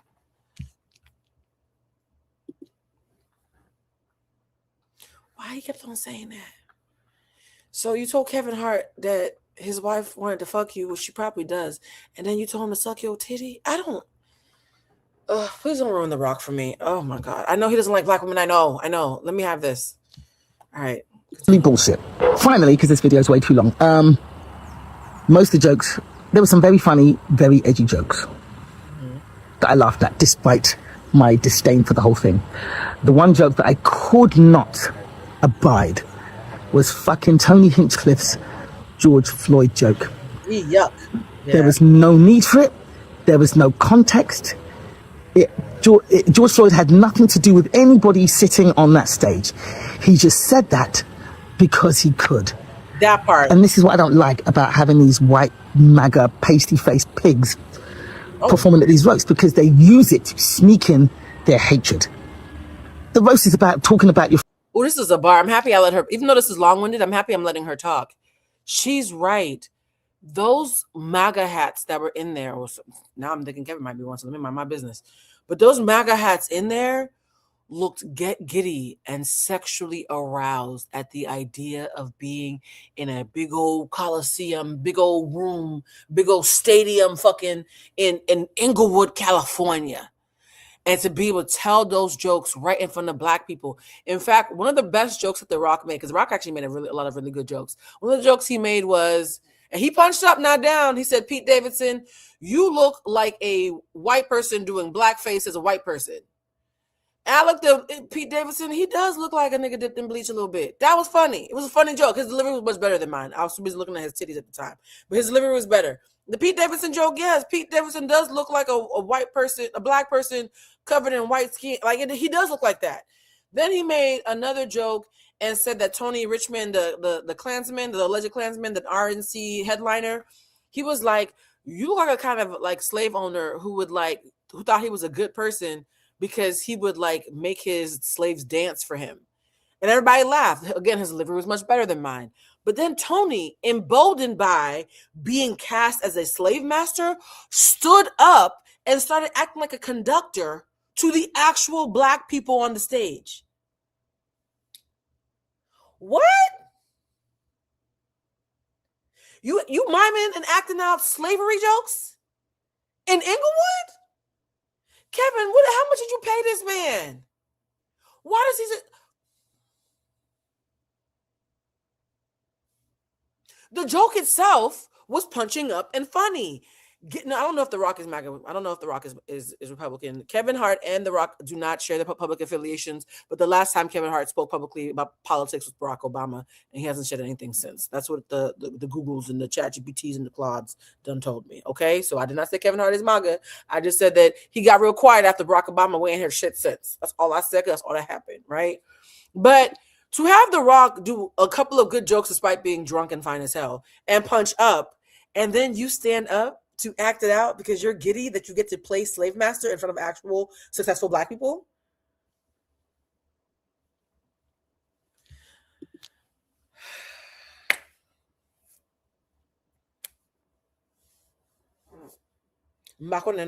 Y'all check it.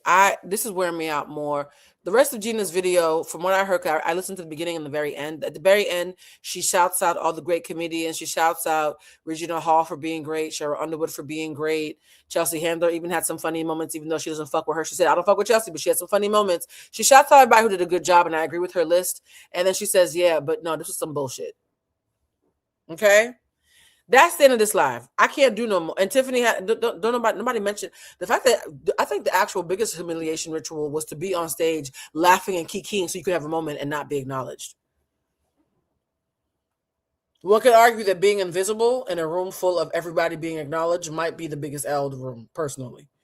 That was weird. That was weird. Okay, guys. I hope you enjoyed this live. I hope you learned a little bit. I hope you thought a little bit. I hope I gave you some fun facts and some framework to use in your group chats and your comment sections when you're going crazy on the keyboard. And now we're going to have a family meeting. Shout out to the family. We are going to be meeting in the members only area where we're going to have a really great discussion about the download that I got earlier about Amanda Batula from Summer House. For those who said, Blue, you said Love Island. Did you mean Summer House? I meant both. We're going to be talking about Summer House and Love Island. We're talking about both. We're having a Love Island prep meeting where I'm going to let you guys give me some insights into how you want me to cover Love Island this year because it's coming back in 3 weeks.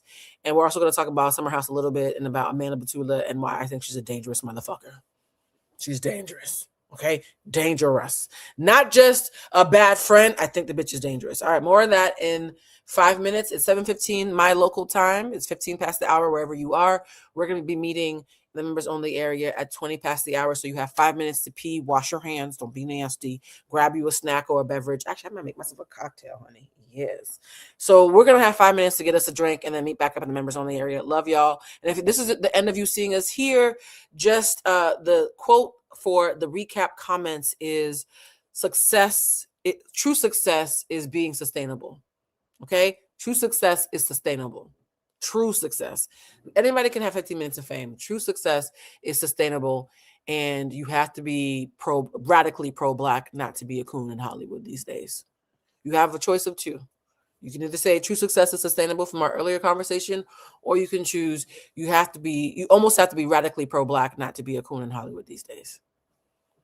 Love y'all so much. Members, I'll see you in 5 minutes. Members, I'm going to make it 25 past the hour because I've been talking and I need more than 4 minutes to make a cocktail. Okay? I might even pop an edible. Love y'all. Bye, family.